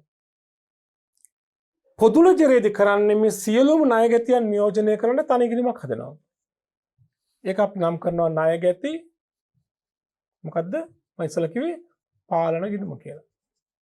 ඒතර පොදු ලෙජරේ තුල අනිකුත් වත්කම් ගිණුම්, වගකීම් ගිණුම්, හිමිකම් ගිණුම්, ආදායම් වියදම් ගිණුම් තියෙන අතරම ණයගැති පෞද්ගලික ගිණුම් නැහැ. හැබැයි ඒ වෙනුවට මොකක්ද තියෙන්නේ? ණයගැති පාලන ගිණුම්. උතර මේ පෞද්ගලික ගිණුම් වල හරබැර කරන හැම ගනුදෙනුවක්ම මේ පාලන ගිණුමේ වාර්තා වෙන්නට ඕනේ. ණයගැතියන් කරන විකුණුම්, ණයගැතියන්ගෙන් ලැබෙන මුදල්, ණයගැතියන්ගෙන් ණයගැතියන් දුන්නු වට්ටම් හැම එකක්ම ණයගැති පාලන ගිණුමේ වාර්තා වෙනවා. උතර පොදු ලෙජරේ පාලන ගිණුම තමයි ද්විත්ව සටහන් ක්‍රමයට සම්බන්ධ වෙන්නේ. මේ ණයගැති ලෙජරය සිහිවටන ලෙජරයක්. දැන් අපි සරල තව මේ උදාහරණයක් කිව්වොත් අපි තුමු ඒට බඩු විකුණනවා රුපියල් 3000ක. එන ඒ ගිණුම හර වෙනවනේ විකුණුම් කියලා. B ට වික්ක කියන රුපියල් 2000ක භාණ්ඩ B ගිණුම හර වෙනවා විකුණුම් කියලා නේ. C ට වික්ක කියමු රුපියල් 6000ක භාණ්ඩ C ගිණුම හර වෙනවා විකුණුම් කියලා. તો 3000ට විකුණලා තියෙනවා 3000 5000 11000ක භාණ්ඩ. පොදු ලෙජරේ කරන්නේ මොකද? ණයගැති පාලන ගිණුම කෙලිම හර කරනවා 11000ම විකුණුම් කියලා. විකුණුම් ගිණුම බැර වෙනවා. ඒතර පොදු ලෙජරේ තුල තමයි දිස්සඨාන සම්පූර්ණ වෙන්නේ. සම්පූර්ණ එකතුව ණයගැතියන් සියලු දෙනාට මෙම කාලය තුල කළ විකුණුම් වල එකතුව ණයගැති පාලන ගිණුම හර කරලා විකුණුම් ගිණුම බැර කරනවා. ණයගැති ලෙජරේ තුල එක් එක් ණයගැතියාගේ ගිණුමට සිහිවට සටහනක් වශයෙන් හර කරනවා බැර කරනවා. එමය ක්‍රියාත්මක වෙන්නේ. පසු අපි ඒ ගැන දීර්ඝ වශයෙන් කතා කරනවා. නමුත් මේ අවස්ථාවේදී ලෙජරේ එමුණු නිසා මම කිව්වේ. නහිම ලෙජරත් එහෙමයි. නහිමෙන්ද වෙනම ලෙජරයක් තියෙනවා. ඒක සිහිවට ලෙජරයක්. පොදු ලෙජරේ නහිම පාලන ගිණුමක් තබා ගැනීම කරනවා. ඒතර අතිරේක ලෙජරයක් තබා ගන්න හැම විටකදීම අනිවාර්ය මූලධර්මය තමයි මොකද්ද?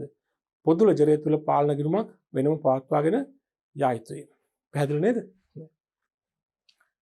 හරි. අපි ඊළඟට බලමු ලෙජර් ගිණුම් වර්ග කරන්න. ළමයි ලෙජරේ තුල පවතින පොදු ලෙජරේ තුල පවතින ගිණුම් වර්ගීකරණයක් කරන්න පුළුවන්.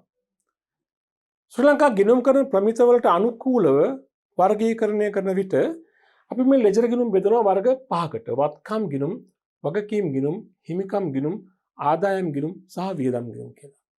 අපිට වඩාත් වැදගත් වන්නේ ප්‍රමිතියට අනුව වර්ගීකරණය කරන ආකාරය.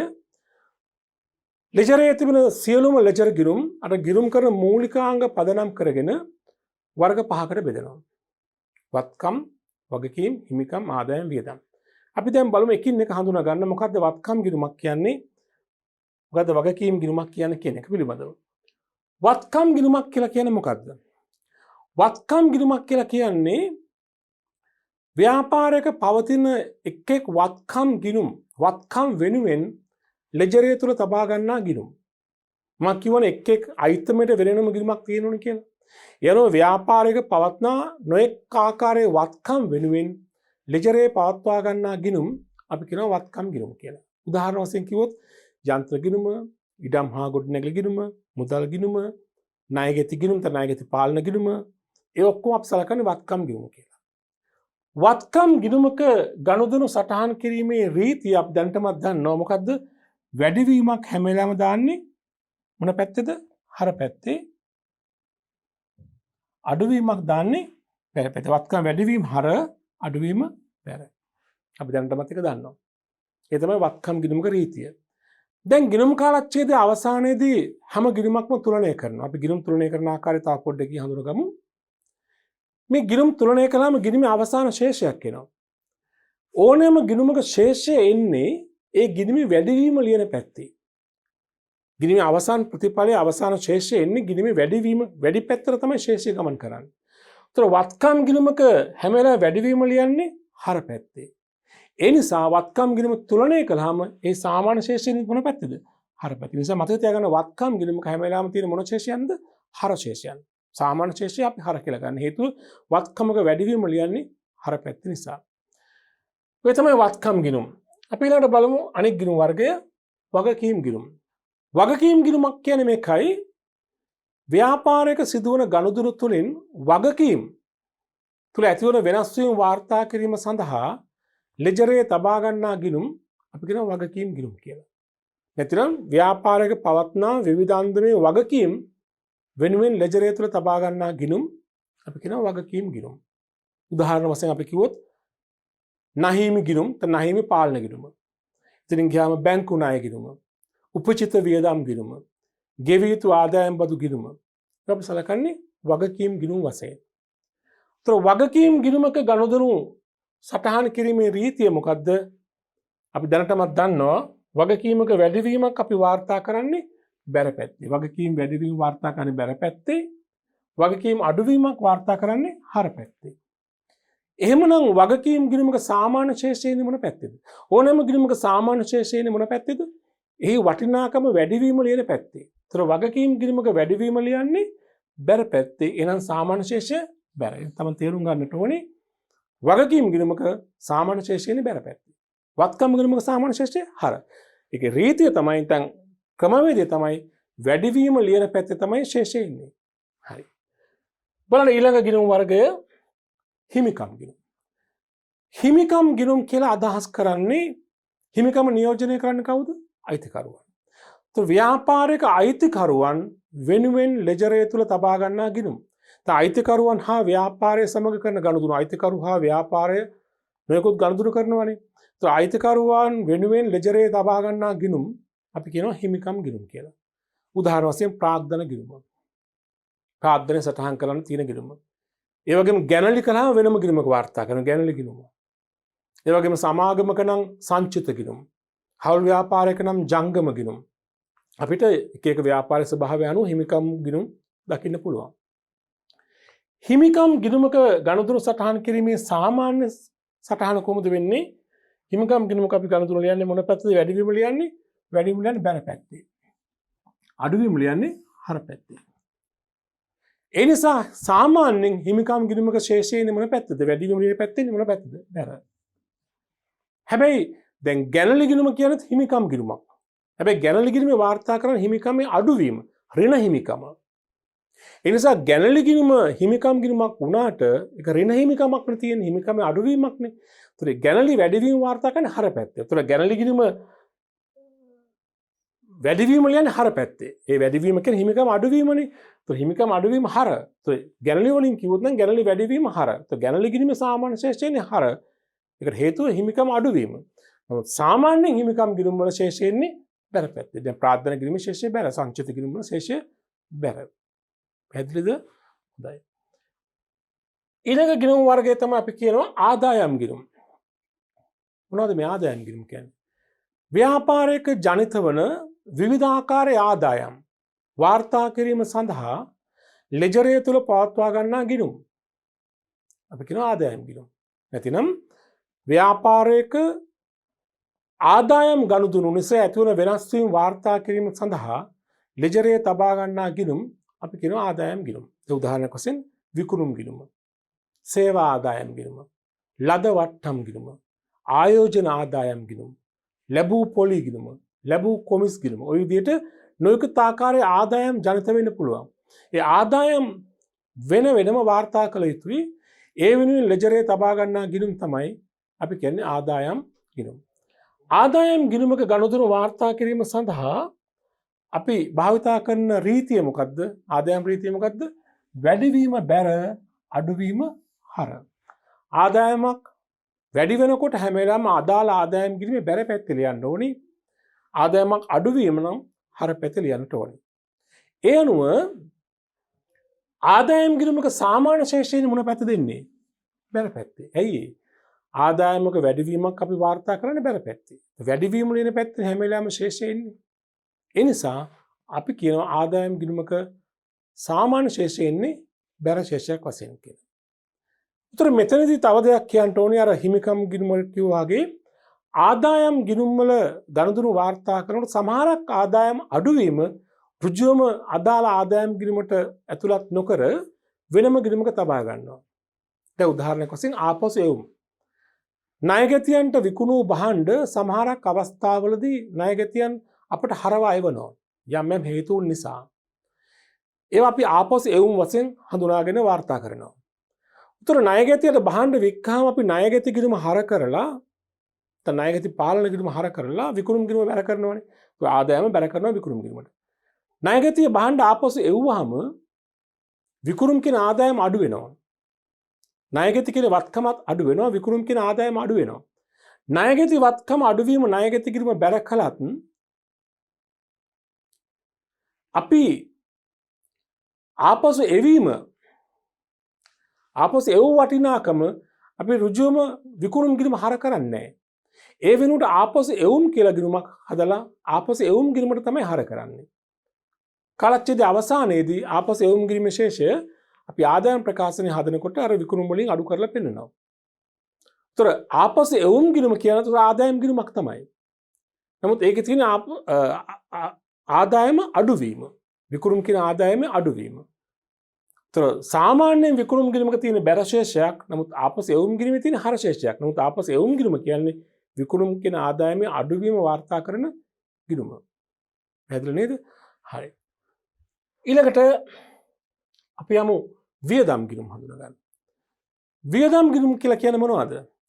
ව්‍යාපාරයක් පවත්වාගෙන යාමේදී දිනපතා නොයෙකුත් ආකාරයේ වියදම් දරන්න සිදු වෙනවා. මේ එක් එක් වියදම සඳහා වෙන්වෙන්ව ගිණුම් පවත්වාගෙන යා යුතුයි වියදමේ නමින්. වියදමේ නමින් ගිණුම් පවත්වාගෙන යා යුතුයි. දැන් වැටුප් ගෙවන වැටුප් ගිණුම. ගෙවල් කුලී ගෙවන ගෙවල් කුලී ගිණුම. ප්‍රචාරණ වියදම් දරන ප්‍රචාරණ වියදම් ගිණුම. විකිණීම සඳහා භාණ්ඩ ගත්තා නම් ගැනුම් ගිණුම. බොල් ණය ගිණුම, ෂෙයා ගිණුම ආදී වශයෙන් එක් එක් වියදමේ නමින් වෙන්වෙන්ව ගිණුම් පවත්වාගෙන යා යුතුයි. මේ ගිණුම් සියල්ල අපි හඳුන්වනවා වියදම් ගිණුම් කියලා. ඒතර ව්‍යාපාරයක ජනිත වන නොයෙකුත් ආකාරයේ වියදම් වාර්තා කිරීම සඳහා ලෙජරය තුල පවත්වා ගන්නා ගිණුම් අපි කියන මොනවද? වියදම් ගිණුම්. එතකොට මේ වියදම් ගිණුමක ගනුදෙනු වාර්තා කිරීමේදී යොදා ගන්නා මූලධර්මය මොකද්ද? වියදම් වැඩිවීම වාර්තා කරන්නේ හර පැත්තේ, වියදම් අඩුවීම වාර්තා කරන්නේ බැර පැත්තේ. ඒ වගේම වියදම් ගිණුමක වැඩිවීම වලින් හර පැත්ත නිසා ඒ සාමාන්‍ය ශේෂ්ඨිනිත් මොන පැත්ත දෙන්නේ? හර පැත්තේ. හේතුව වැඩිවීම වලින් හර පැත්ත නිසා. සාමාන්‍යයෙන් වියදම් ගිණුමක වැඩිවීම හර පැත්ත අඩුවීම බැර පැත්ත ලියනවා වුණත් සමහරක් වියදම් අඩුවීම ගනුදෙනු සඳහා වෙනම ගිණුම් තබා ගන්නවා. උදාහරණයක් වශයෙන් ආපසු යවුම් ගිණුම. දැන් නහීමයන්ගෙන් භාණ්ඩ ගත්තාම අපි ගැනුම් ගිණුම හර කරලා නහීමයන්ට බැර කරනවා. නහීමයන්ට ගෙවන තියෙන ගාන වගකීමක් නිසා නහීමේ බැර අපි ඒක තොග ගිණුම නෙමෙයි හර කරන්නේ ගැනුම් ගිණුමට. නමුත් මේ භාණ්ඩ සමහරක් අවස්ථාවලදී සැපයීම් කරුවන්ට ආපසු හරවා යවන්න සිද්ධ වෙන අවස්ථා තියෙනවා. ආපසු යැවීමක් කළහොත් ඒ වටිනාකම අපි නහීම ගිණුම හර කරනවා. නහීමයන්ට ගෙවන තියෙන ගාන අඩු වෙනවනේ. නහීමයන්ට හර කරලා ගැනුම් ගිණුම බැර කරන්නේ නැහැ. ඉතින් අපි කරන්නේ ආපසු යවුම් කියලා ගිණුමකට බැර කරන්නේ. ඒතර ආපසු යවුම් ගිණුම වියදම් ගිණුමක් තමයි. නමුත් මේ වියදම් ගිණුම ඍණ වියදම් ගිණුමක්. ඒ කියන්නේ ආපසු යවුම් වලින් සිදු කරන්නේ පෙන්වන්නේ ගැනුම් නැමැති වියදමේ අඩුවීම. ආපසු යවුම් ගිණුමට බැර කරලා එම ගිණුමේ ශේෂය ආදායම් ප්‍රකාශනය හදනකොට එහෙම නැත්නම් ගිණුම් කාලච්ඡේදයේ අවසානයේදී ගැනුම් නැමැති වියදමින් අපි අඩු කරනවා. ඒතර මෙතෙන්දී මත විකුණුම් පිරිවැය සෙවීමේදී ගැනුම් වලින් අපි අඩු කරනවා. ආපසු යවුම්. ඒතර මෙතෙන්දී මතක තියාගන්න ඕනි සාමාන්‍යයෙන් වියදම් ගිණුමක තියෙන්නේ හර ශේෂයක්. නමුත් ආපසු යවුම් ගිණුමක ශේෂය බැර. නමුත් ඒකෙන් ආපසු යවුම් ගිණුමෙන් පෙන්වන්නේ වියදමේ අඩුවීම. පැහැදිලි නේද? හොඳයි. දැන් අපි ව්‍යාපාරයක පොදු ලෙජරය තුල පවත්වා ගන්නා ලෙජර් ගිණුම් මේ ආකාරයෙන් හඳුනාගත්ත වර්ග කරලා. වත්කම් ගිණුම්, වගකීම් ගිණුම්, හිමිකම් ගිණුම්, ආදායම් ගිණුම් සහ වියදම් ගිණුම් ලෙස. හොඳයි බලමු. ඊළඟ අවස්ථාව ලෙජර් ගිණුම් තුලනය කිරීම. දැන් මීට මොහොතකට කලින් මම ඔබට කිව්වා කාලච්ඡේදයේ අවසානයේදී ගිණුම තුලනය කරලා එහි අවසාන ශේෂය ගන්නවා. ගිණුම් තුලනය කිරීමක් කියනකින් අදහස් කරන්නේ අන්න ඒක. ගිණුම් කාලච්ඡේදයේ අවසානයේදී හෝ මාසිකව හෝ සතිපතා Tamanට අවශ්‍ය වෙලාවක ඒ ගිණුමේ තියෙන හර පැත්තේ තියෙන වටිනාකම් බැල පැත්තේ තියෙන වටිනාකම් සසඳලා ඒ ගිණුමේ අවසාන ශේෂය ලබා ගැනීම අපි කියනවා ගිණුම් තුලනය කිරීම කියලා. ලෙජ ගිණුමක් තුලනය කරනකොට තුලනය කිරීමෙන් බලාපොරොත්තු වෙන්නේ ගිණුමේ අවසාන ශේෂය ලබා ගැනීම. අවසානයේ ශේෂය කීයද? හරද බැලද සහ වටිනාකම් කීයද කියන එක. උතර මේ ලෙජ ගිණුමක් තුලනය කිරීමේදී සාමාන්‍යයෙන් අර කලින් සඳහන් කළා වගේ ගිණුමේ වටිනාකම වැඩි පැත්ත ලියලා තියෙන පැත්ත තියෙනවනේ. ඒ පැත්තට තමයි අවසාන ශේෂය එන්නේ. වටිනාකමේ වැඩි පැත්තට තමයි ශේෂය එන්නේ. දැන් වටිනාකම වැඩි පැත්ත හර පැත්තේ නම් තියෙන්නේ. වටිනාකම වැඩි හර පැත්තේ නම් ගිණුමේ අවසාන ශේෂයත් හර. වටිනාකම වැඩි පැත්ත බැර නම්, ඒ කියන්නේ වටිනාකම වැඩි වටිනාකමක් තියෙන බැර පැත්තේ නම් ගිණුමේ අවසාන ශේෂයත් බැර. ඒතර මේ ප්‍රශ්نين අහනවා යම් ගිණුමක හර පැත්තේ වටිනාකම එකතුව බැර පැත්තේ වටිනාකම එකතුවට වැඩි නම් එම ගිණුම තුලනය කිරීමෙන් පස්සේ ලැබෙන්නේ ස්ථරක් ශේෂයක්. මොකද හර පැත්තේ එකතුව බැරට වඩා වැඩි. එහෙනම් අනිවාර්යයෙන්ම ලැබෙන්නේ මොකක්ද එහෙනම්? හර ශේෂයක්. ඊළඟට යම් ගිණුමක බැර පැත්තේ වටිනාකම එකතුව හර පැත්තේ වටිනාකම එකතුවට වැඩි නම් එම ගිණුම තුලනය කිරීමෙන් ලැබෙන්නේ මොන ශේෂයක්ද? බැර ශේෂයක්. ඒතකොට මතක තියාගන්න ගිණුම තුලනය කිරීමෙන් අපි අදහස් කරන්නේ හර පැත්තේ තියෙන සංඛ්‍යාවල එකතුව බැර පැත්තේ තියෙන සංඛ්‍යාවල එකතුව ඒ දෙකේ වෙනස ගන්න එක. වෙනස තමයි ශේෂය කියලා කියන්නේ. වෙනස හැම වෙලාවෙම එන්නේ වටිනාකම වැඩි පැත්ත. දැන් ගිණුමේ වටිනාකම වැඩියෙන් තියෙන හර පැත්තේ නම් අනිවාර්යයෙන්ම ගිණුම තුලනය කළාම එන්නේ හර ශේෂයක්ම තමයි. අපි දැන් බලමු ඊළඟට දැන් මේ විදිහට මේ ගිණුම් කිහිපයක් ඔබට දීලා තියෙනවා. මේ ගිණුම් තුලනය කරන ආකාරය බලමු. ගිණුම් තුලනය කරන ආකාරය බලලා අපි බලමු ශේෂය අවසාන ලබා ගන්න කොහොමද? අවසානයේ බලමු ඒක හර ශේෂයක්ද බැර ශේෂයක්ද කියන එක. මේ බලන්න මෙතන තියෙනවා ගිණුම් දෙකක්. මුදල් ගිණුම තියෙනවා, නැහිමි ගිණුම තියෙනවා. මේ අපි අහන පහක් දැක්වන එක් එක් ගිණුම තුලනය කරන ශේෂය ලබා ගන්න එක් එක් ශේෂය හර ශේෂයක්ද බැර ශේෂයක්ද යන සඳහන් කරන්න. ගිණුමක් තුලනය කරන ආකාරය ගිණුම් කරන්නේ හදාරන හැම සිසුවෙක්ම අනිවාර්යයෙන්ම දැනගෙන සිටිය යුතුමයි. ඒ වගේම ඊ타මත්ම නිවැරදිව සහ වේගවත්ව අඩු වේලාවකින් ගිණුමක් තුලනය කරන ආකාරයේ අවබෝධය කුසලතාවය අපිට තියෙන්න ඕනේ. අපි බලමු කොහොමද ගිණුමක් තුලනය කරන්නේ. ගිණුමක් තුලනය කරන්නේ මෙන්න මේ විදිහට. දැන් මේ ගිණුමේ හර පැත්තේ සංඛ්‍යා තියෙනවා, බැල පැත්තේ සංඛ්‍යා තියෙනවා නෝම. අපි කරන්න ඕනේ දෙපැත්ත දිහා බලලා තව එක සංඛ්‍යාවක් විතර ලියන ඉඩ තියලා මේ විදිහට මෙන්න මේ විදිහට එකතු කිරීම ඉරි ගහ ගන්න ඕන. එයා සමාන්තර අනිත් පැත්තට එකතු කිරීම ඉරි ගහ ගන්න ඕන. දෙපැත්තම සමබරව සිටනසේ එකතු කිරීම ඉරි යොදා ගන්න ඕන. ඊළඟට බලන්න ඕනේ බැලූ බැල්මට ගිණුමේ වටිනාකම වැඩියෙන් තියෙන පැත්ත මුලින්ම එකතු කරන්න ඕනේ. දැන් මේ ගිණුම බැලුවම අර පැත්තේ 54000 125500 18600 4320යි. බැර පැත්තට වඩා හර පැත්ත වැඩි. හැම වෙලාවෙම මුලින්ම එකතු කරන්නේ ගිණුමේ වටිනාකම වැඩි පැත්ත. දැන් මේක හර පැත්තේ වැඩි. දැන් ප්‍රවේශයෙන් අපි හර පැත්ත එකතු කරනවා. බලන්න. 0යි ඊළඟ පෙළිය බලන්න 2යි ඊළඟ පෙළිය 6 5 11යි 3යි 14යි නේද? 6 5 11 3 14 එකක් ඉතුරුයි. 5යි 4 1යි 5යි 10යි 18යි මෙතන 4 තියෙනවා. 18 4යි 22යි. හරිනේ? 22යි දෙකක් ඉතුරුයි.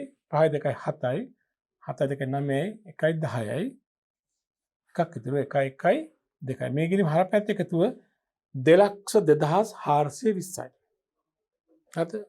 අපි නැවතත් බලමු 0යි දෙවෙනි පෙළියේ තියෙන්නේ 2යි තුන්වෙනි පෙළියේ 6යි 5යි 11යි 3යි 14යි හතරවෙනි පෙළියේ 14 එකක් ඉතුරුයි 5යි 10යි 18යි මේ හතරක් තියෙනවනේ 22යි දෙකක් ඉතුරුයි ඒ 2යි 5යි 7යි 9යි 10යි එකක් ඉතුරු 1යි 2යි හර එකතු 2,24,420යි. ඔබ කරන්න ඕනේ වටිනාකම වැඩි පැත්ත මුලින්ම එකතු කරලා ඒ එකතු අනිත් පැත්තට ඒ ගානම දාගන්න. 2,24,420යි. ඊළඟට කරන්න ඕනේ මෙතන වෙන්නේ දැන් මෙතන හර එකතුව. හර එකතුවේ බැර එකතුවේ වෙනස ගන්නවා. හර පැත්ත එකතුවයි බැල පැත්ත එකතුවයි වෙනස තමයි ශේෂය කියලා කියන්නේ. හරිද? දැන් උතර මෙතන බැල පැත්තේ සංඛ්‍යා 3ක් තියෙනවා. දැන් අපි මේක දීර්ඝ වශයෙන් ගන්නවා මේ බැල සංඛ්‍යා 3 එකතුව වෙනම එකතු කරලා මේකෙන් අඩු කළාම හරියි. නමුත් අපිට විභාගවලදී බොහොම කෙටි කාලයක් තියෙන්නේ. ඒ නිසා අපිට මෙහෙම මේ ටික වෙනම එකතු කරලා ආයි මේකෙන් අඩු කරලා වෙනස ගන්නවට වඩා කෙටි ක්‍රමයක් තියෙනවා මේ උත්තරේ මෙතන දාගන්න එක. අපි කෙටි ක්‍රමයට යමු. හැබැයි වෙන්නේ අරක. මොකද අරක කියලා කිව්වේ? දැන් මේ ගායන හර පැත්ත එකතුවයි බැල පැත්ත එකතුවයි වෙනස ගන්න එක. හර එකතුවයි බැල පැත්ත එකතුවයි වෙනස ගන්න. දැන් උදාහරණයක් තමයි මේක ඔහොම තියලා මම මෙතන මම આવොත් වෙන ගාන ඔබට තාත් පැහැදිලි කර දෙන්න. අපි තුන් ගිරුමක් තියෙන මෙහෙම හර බැල අපි හර තියෙනවා කියමුකෝ 10000ක් මම ලේසි වෙන්න දෙන්නේ. බැල තියෙනවා කියමු 3000ක්. දැන් මේක තුලණය කරලා මෙහෙම එකතු කිරීම ඉරි ගහලා තාත්තා සංඛ්‍යා ගොඩක් තියෙන නිසා මම එකපාර ලේසි ගණන් හදලා ඉස්සලාම හර පැත්තේ වැඩින හර පැත්තේ එකතු කරනවා 10000යි. ඒක බැල පැත්තට දානවා 10000. දැන් මෙතන වෙනස ගන්නවා. 10000යි හර එකතුව බැල එකතුව 3000 නේ.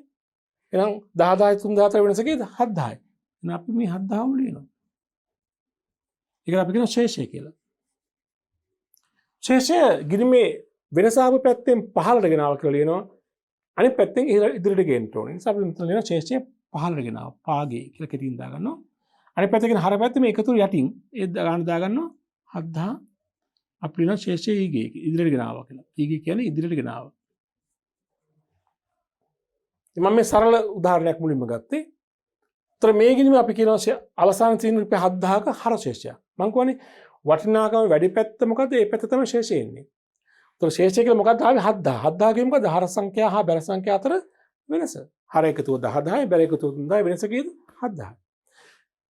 මේ එක සංඛ්‍යාවක් දෙකක් දෙපැත්තේ එකේ සංඛ්‍යාව බැගින් තියෙන අවස්ථාවක්. නමුත් මෙතන ඉලක්කම් ගොඩක් තියෙනවා. මේ වගේ අවස්ථාවක ටිකක් සංකීර්ණයි. ඒතර මෙතන හර එකතුව අපි එකතු කළා බැලට දාගත්තා. දැන් වෙන්න ඕනේ මේ ඉලක්කමෙන් මේ ඉලක්කම් ටික එකතුව අඩු වෙන්න ඕනේ. ඒ එකතුව අඩු කරන්නේ නැතුව එකතු වෙනම කරන්නේ නැතුව වෙනස ගන්න ක්‍රමයක් තියෙනවා. ඒ ක්‍රමය මේකයි. මේ සංඛ්‍යා පේලි තියෙනවනේ. කොනේ පේලි එකතු කරන් එන්න. එකතු කරන් ඇවිල්ලා යට තියෙන ඉලක්කමත් එක්ක බලලා වෙනස දාගන්න ඕනේ. දැන් බලන්න මෙතන 0.0.0. අන්තිම පේලි එකතු ඉලක්කම් තුන එකතු 0යි. යට තියෙන කීයද? 0. එහෙනම් මෙතන වෙනස දාගන්න 0යි කියලා. 0.0.0.0. හරි. ඊළඟ පේලිය ගන්නවා. මෙතන තියෙන 5 1යි 6යි. යට තියෙන කීයද? 2. උඩ එකතුවයි 5 1යි 6යි. යට 2නේ. හැම වෙලාවෙම හිතන්න ඕනේ උඩ ඉලක්කම් එකතු කරාම ආපු ඉලක්කම තියෙනවනේ. ඊට ඉදිරියෙන් තියෙන දහස් පාදයේ ඉලක්කම තමයි යට තියෙන්නේ. දැන් 5 1යි 6යිනේ. යට තියෙන 2නේ. 2 ඉලක්කම අගට එන ඉලක්කම මොනවද? 2 12 22 32 කොහොමනේ? ඒතර මෙතන ආවේ 6නේ. 6ට ආසන්නම 2 ඉලක්කම අගට එන ඉලක්කම මොකද්ද? 6ට ආසන්න 2 ඉලක්කම අගට එන ඉලක්කම මොකද්ද? ඉදිරියෙන් තියෙන එක. 6 උඩ ආවේ මෙතන තියෙන 2නේ. ඒතර 12නේ. 6ට ඉස්සරහින් තියෙන 2 ඉලක්කම අගට එන ඉලක්කම මොකද? 12. එහෙනම් බලන්න මෙතන එකතු 6යි යට තියෙන්නේ 2 හිතාගන්න 12 කියලා. දැන් 12 වෙන්න තව මෙතන කීයක් අඩුද? 6 1 6යිනේ. 12 වෙන කීයක් අඩුද? තව 6ක් අඩුයි. දාන වෙනස කීයද? 6යි කියලා. දැන් දලා ආයෙ එකතු කරනවා 5 1 6යි 6 6යි 12යි මේ දෙක තියෙනවා එකක් ඉතුරුයි. එකතු කරනවා අපෝ දැන්. ඒ 1යි 7යි 8යි. 8යි 2යි 10යි. යට තියෙන කීයද? 4. 10ට එහා 4 ඉලක්කමනේ කීයද එන? 14. එහෙනම් 10ට 14 වෙන තව කීයක් අඩුද? 4ක් අඩුයි. දැන් ආයෙ එකතු කරනවා. 7 2 9 1 10යි 4යි 14 එකක් ඉතුරුයි. ඒක මෙතන කියනවා 8 1යි 9 9 1යි 10යි. යට තියෙන අපෝ දෙක. 10 ඉදිරින් 2 ඉලක්කමනේ කීයද එන? 12. එහෙනම් 10ට 2ක් දානවා. 10 2යි 12යිනේ. එකක් ඉතුරුයි. 1යි 2යි 3යි. යට තියෙන බිඳුවනේ. 3ට ඉදිරියෙන් බිඳුවේ ඉලක්කම මොකද්ද? 10. එහෙනම් මෙතන එකතු 3නේ ආවේ. එහෙනම් 3යි 7යි 10යි. එකක් ඉතුරුනේ. 1යි එකක් ඉතුරුනේ මේ පිට මුකුත් නැහනේ. 1යි මේ 2 එන නම් කීයක් අඩුද? 1යි. එහෙනම් මෙතන වෙනස කීයද? 1,70,460යි. ඒ කියන්නේ ඔබ මේ ඉලක්කමෙන් මේ ඉලක්කම් තුනේ එකතු වෙනම එකතු කරලා බලන්න. එකතු කරලා මේකේ අඩු කරාම එන්නේ ඔය ගණන. අපි එකතු කරලා බලමු.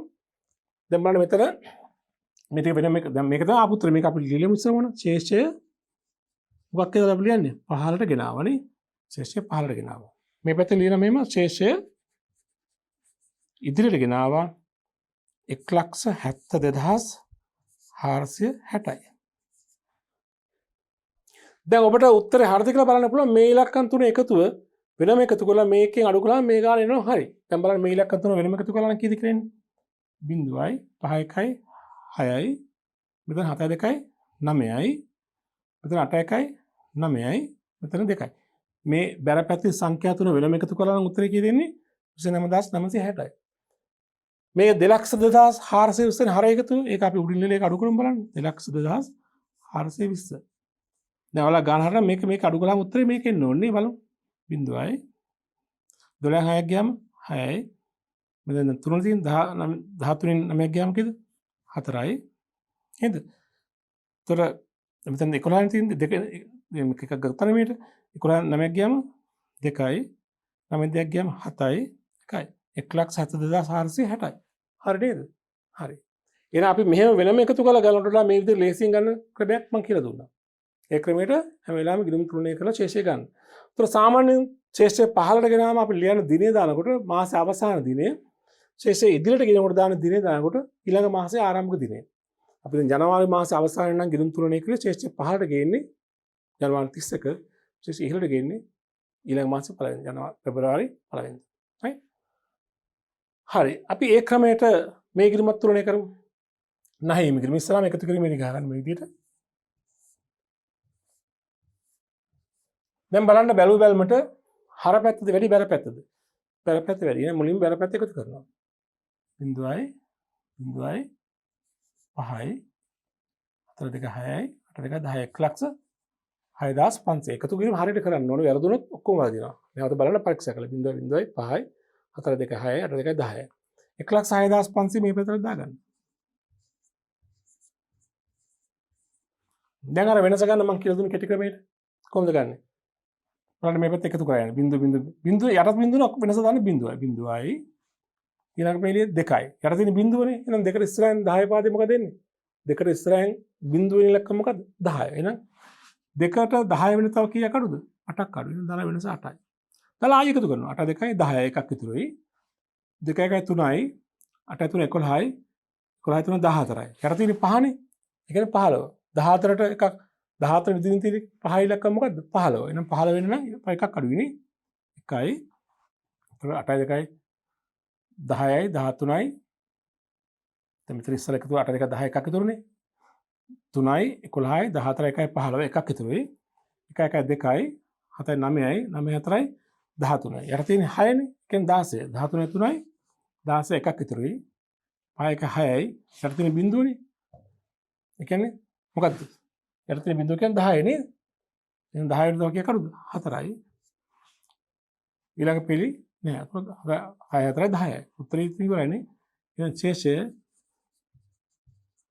15ට ගෙනාව 43180යි ශේෂය ඉහළට ගෙනාව 43180 මේ සංඛ්‍යා පෙළ 10 සංඛ්‍යා පෙළට ගන්න තියෙනවා නම් වෙනසක් ගන්න හරිම ලේසි සංඛ්‍යා හැම ලියාගත්තොත් ගොඩක් වරදින ඉඩකට තියෙනවා. ඔයගොල්ලෝ ගිණුම් වල සංඛ්‍යා ලියනකොටත් මේ හරියට සංඛ්‍යා ලියන නිවැරදි පෙළියට. ඒකට එකතු කරන්න වෙනස ගන්න පහසුයි.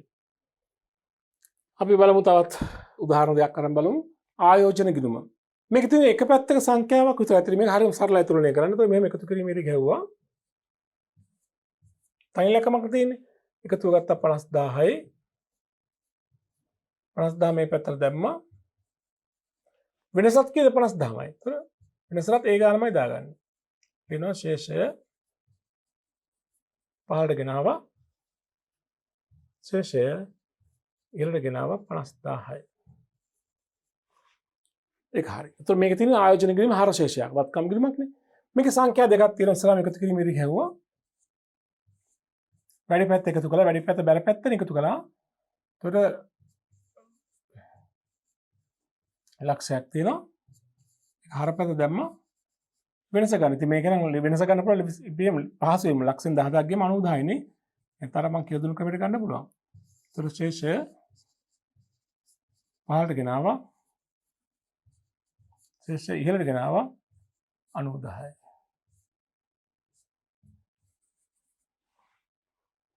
ඔය විදිහට ගිණුම් තුලනේ කිරීම කරන්නේ. අපි තව උදාහරණයක් කරන් බලන්න මේ ගාන බලන්න. මුදල් ගිණුමේ දැන් මේකේ ගිණුම සංඛ්‍යා දිහා බලන්න ගිණුම නම අපිට ඇත්තට අදාළත් නැහැ. එහෙම එකතු කිරීමේ ගහනවා. වැඩි පැත්ත මුලින්ම එකතු කරනවා. වැඩි පැත්ත බැරනේ 0යි 0යි 5යි 8යි 4යි 1යි 1,48,500. ඒක දානවා මේ පැත්තට 1,48,500යි. දැන් මම අර කියලා දුන්න ක්‍රමයට ගන්න වෙනස. 2යි යට තියෙන බිඳුවනේ. එහෙනම් දෙකට ඉස්සරහා පැත්තේ බිඳුව වෙන්නේ මොකද්ද? 10යි. 2යි 8යි 10යි එකක් ඉතුරුයි. 9යි 10යි යට තියෙන බිඳුවනේ. උඩාවේ 10යිනේ. යට තියෙන බිඳුව. එහෙනම් වෙනසත් බිඳුවමයි. ඒක ඒ ඉලක්කම ආවොත් උඩ එකතුව යට ඉලක්කම දෙකම සමාන වෙනස දාන බිඳුව කියලා. බිඳුවයි. එතකොට මෙතන 8 2 10යි බිඳුවයි. දාලා එකක් ඉතුරුයි. 9 1 10යි එකක් ඉතුරුයි. 4 1 5යි යට තියෙන 5. ඒ කියන්නේ 5 උඩ එකතු යට 5මනේ. ඒ කියන්නේ බිඳුව වෙනස. 5යි බිඳුවයි 5යි. ඊළඟට 5යි යට තියෙන 8නේ. 5ට ඉස්සරහින් 8 ඉලක්කම වෙන කිසි 8නේ. එහෙනම් 5ට තව කීයක් අඩුද? 5යි 3යි 8යි. ඊළඟ පේලිය උඩ මුකුත් නැහැ යට 4. එහෙනම් උත්තර වෙනස 4යි. ඊළඟ පේලිය උඩ මුකුත් නැහැ මෙතන එක වෙනස 1,43,8යි. ශේෂය 15ට ගෙනාවා. මේ පැත්තෙන් ශේෂය ඉදිරියට ගෙනාවා 1,43,8ක්. તો බැර ශේෂයක් තියෙන ගිණුමක්. මෙතන බලන්න එකතු කිරීමේදී ගැහුවා. වැඩි පැත්ත බැර පැත්ත මුලින්ම එකතු කරනවා 0යි 6යි 5 3 8යි 4 4 8යි 8 2 10 එකක් ඉතුරුයි 2යි 2,08,860යි. දැන් මේ පැත්තට 2,08,860යි. දැන් ගන්න වෙනස අර මම කලින් කිව්ව ගන්න 0යි යටත් බිඳුව වෙන වෙනසක් 0යි ඊළඟට 0යි යට තියෙන කීයද 6යි. උතර උඩ තියෙන 0 යට තියෙන 6 නම් 6 වෙන කීයක් කොහොමද 0යි 6යි 6 නේද? ඊළඟට 5යි යට තියෙන 8. ඊළඟ වෙනස කීයද 3යි 5යි 3 8යි. ඊළඟ උඩ තියෙන 1 යට තියෙන 8 වෙනස 7යි. ඊළඟ උඩ තියෙන 2 යට තියෙන බිඳුව. ඒ කියන්නේ 10යිනේ. දෙකට 10 වෙන කීයක් අඩුද 8යි. 8 2යි 10 එකක් ඉතුරුයි. ඒකයි මෙතන දෙකන තියෙන්නේ. ඒ ඉතුරු එකයි මේකයි 2යි. එහෙනම් වෙනස කී දෙන්නේ 1,87,360. මේ තමයි ශේෂය 15ට ගෙනාවා. ශේෂය ඉහළට ගෙනාවා 1,87,360ක්. ඔබ ගෙදරදී පුළුවන් තරම් ගිණුම් ටිකක් හදලා සංඛ්‍යා දෙපැත්තට දාලා පුළුවන් තරම් පුරුදු පුහුණු වෙන්න. එතකොට අපිට ලේසියෙන්ම ගිණුම් තුලනය කිරීමේ හැකියාව දියුණු කරගන්න පුළුවන්. හොඳයි. අපි බලමු ඊළඟ අභ්‍යාසය. අභ්‍යාස සංඛ්‍යා 5. පහත සඳහන් ලෙජර් ගිණුම් කුමන වර්ගයට අයත් වේද දක්වන්න. අපි දැන් ලෙජර් ගිණුම් වර්ග හඳුනාගත්තානේ. අහන්නේ මේ ගිණුම අයිති වර්ගය. ඉඩම් ගිණුම මොකද්ද? වත්කම්. වර්ගය මොකද්ද? අපි ලියන වත්කම්. ගොඩනැගිලි ගිණුම. ගොඩනැගිලි කියන්නේ මොකද්ද? ඒත් වත්කම්. බැංකු ණය ගිණුම. බැංකු ණය මොකද්ද තමයි? වගකීම්. ප්‍රාග්ධන ගිණුම මොකද්ද? හිමිකම්.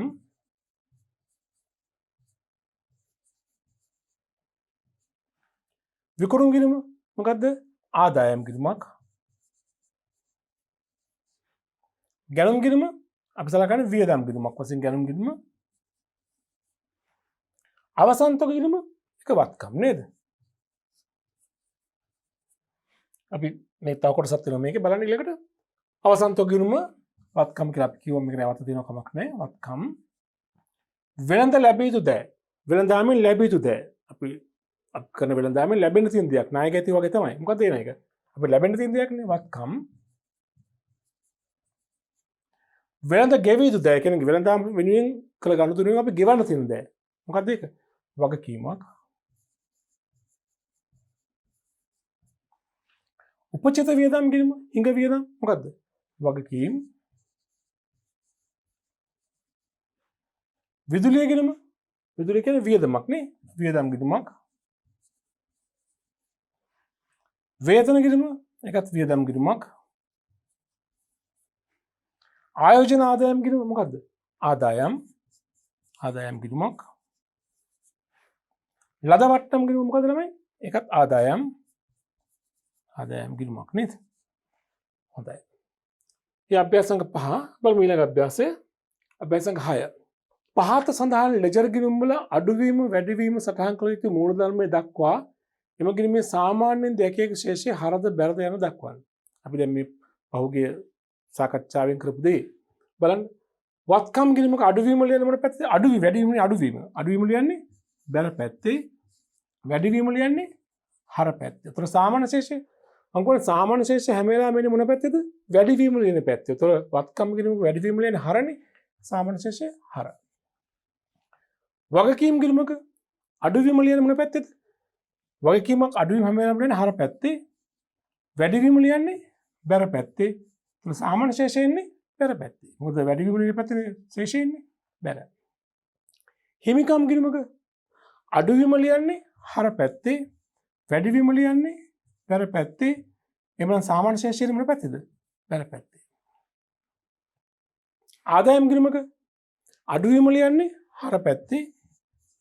වැඩිවීම ලියන්නේ බැර පැත්තේ. එන සාමාන්‍ය ශේෂයනේ වැඩිවීම ලියන පැත්තේනේ. මොකක්ද එන? බැර.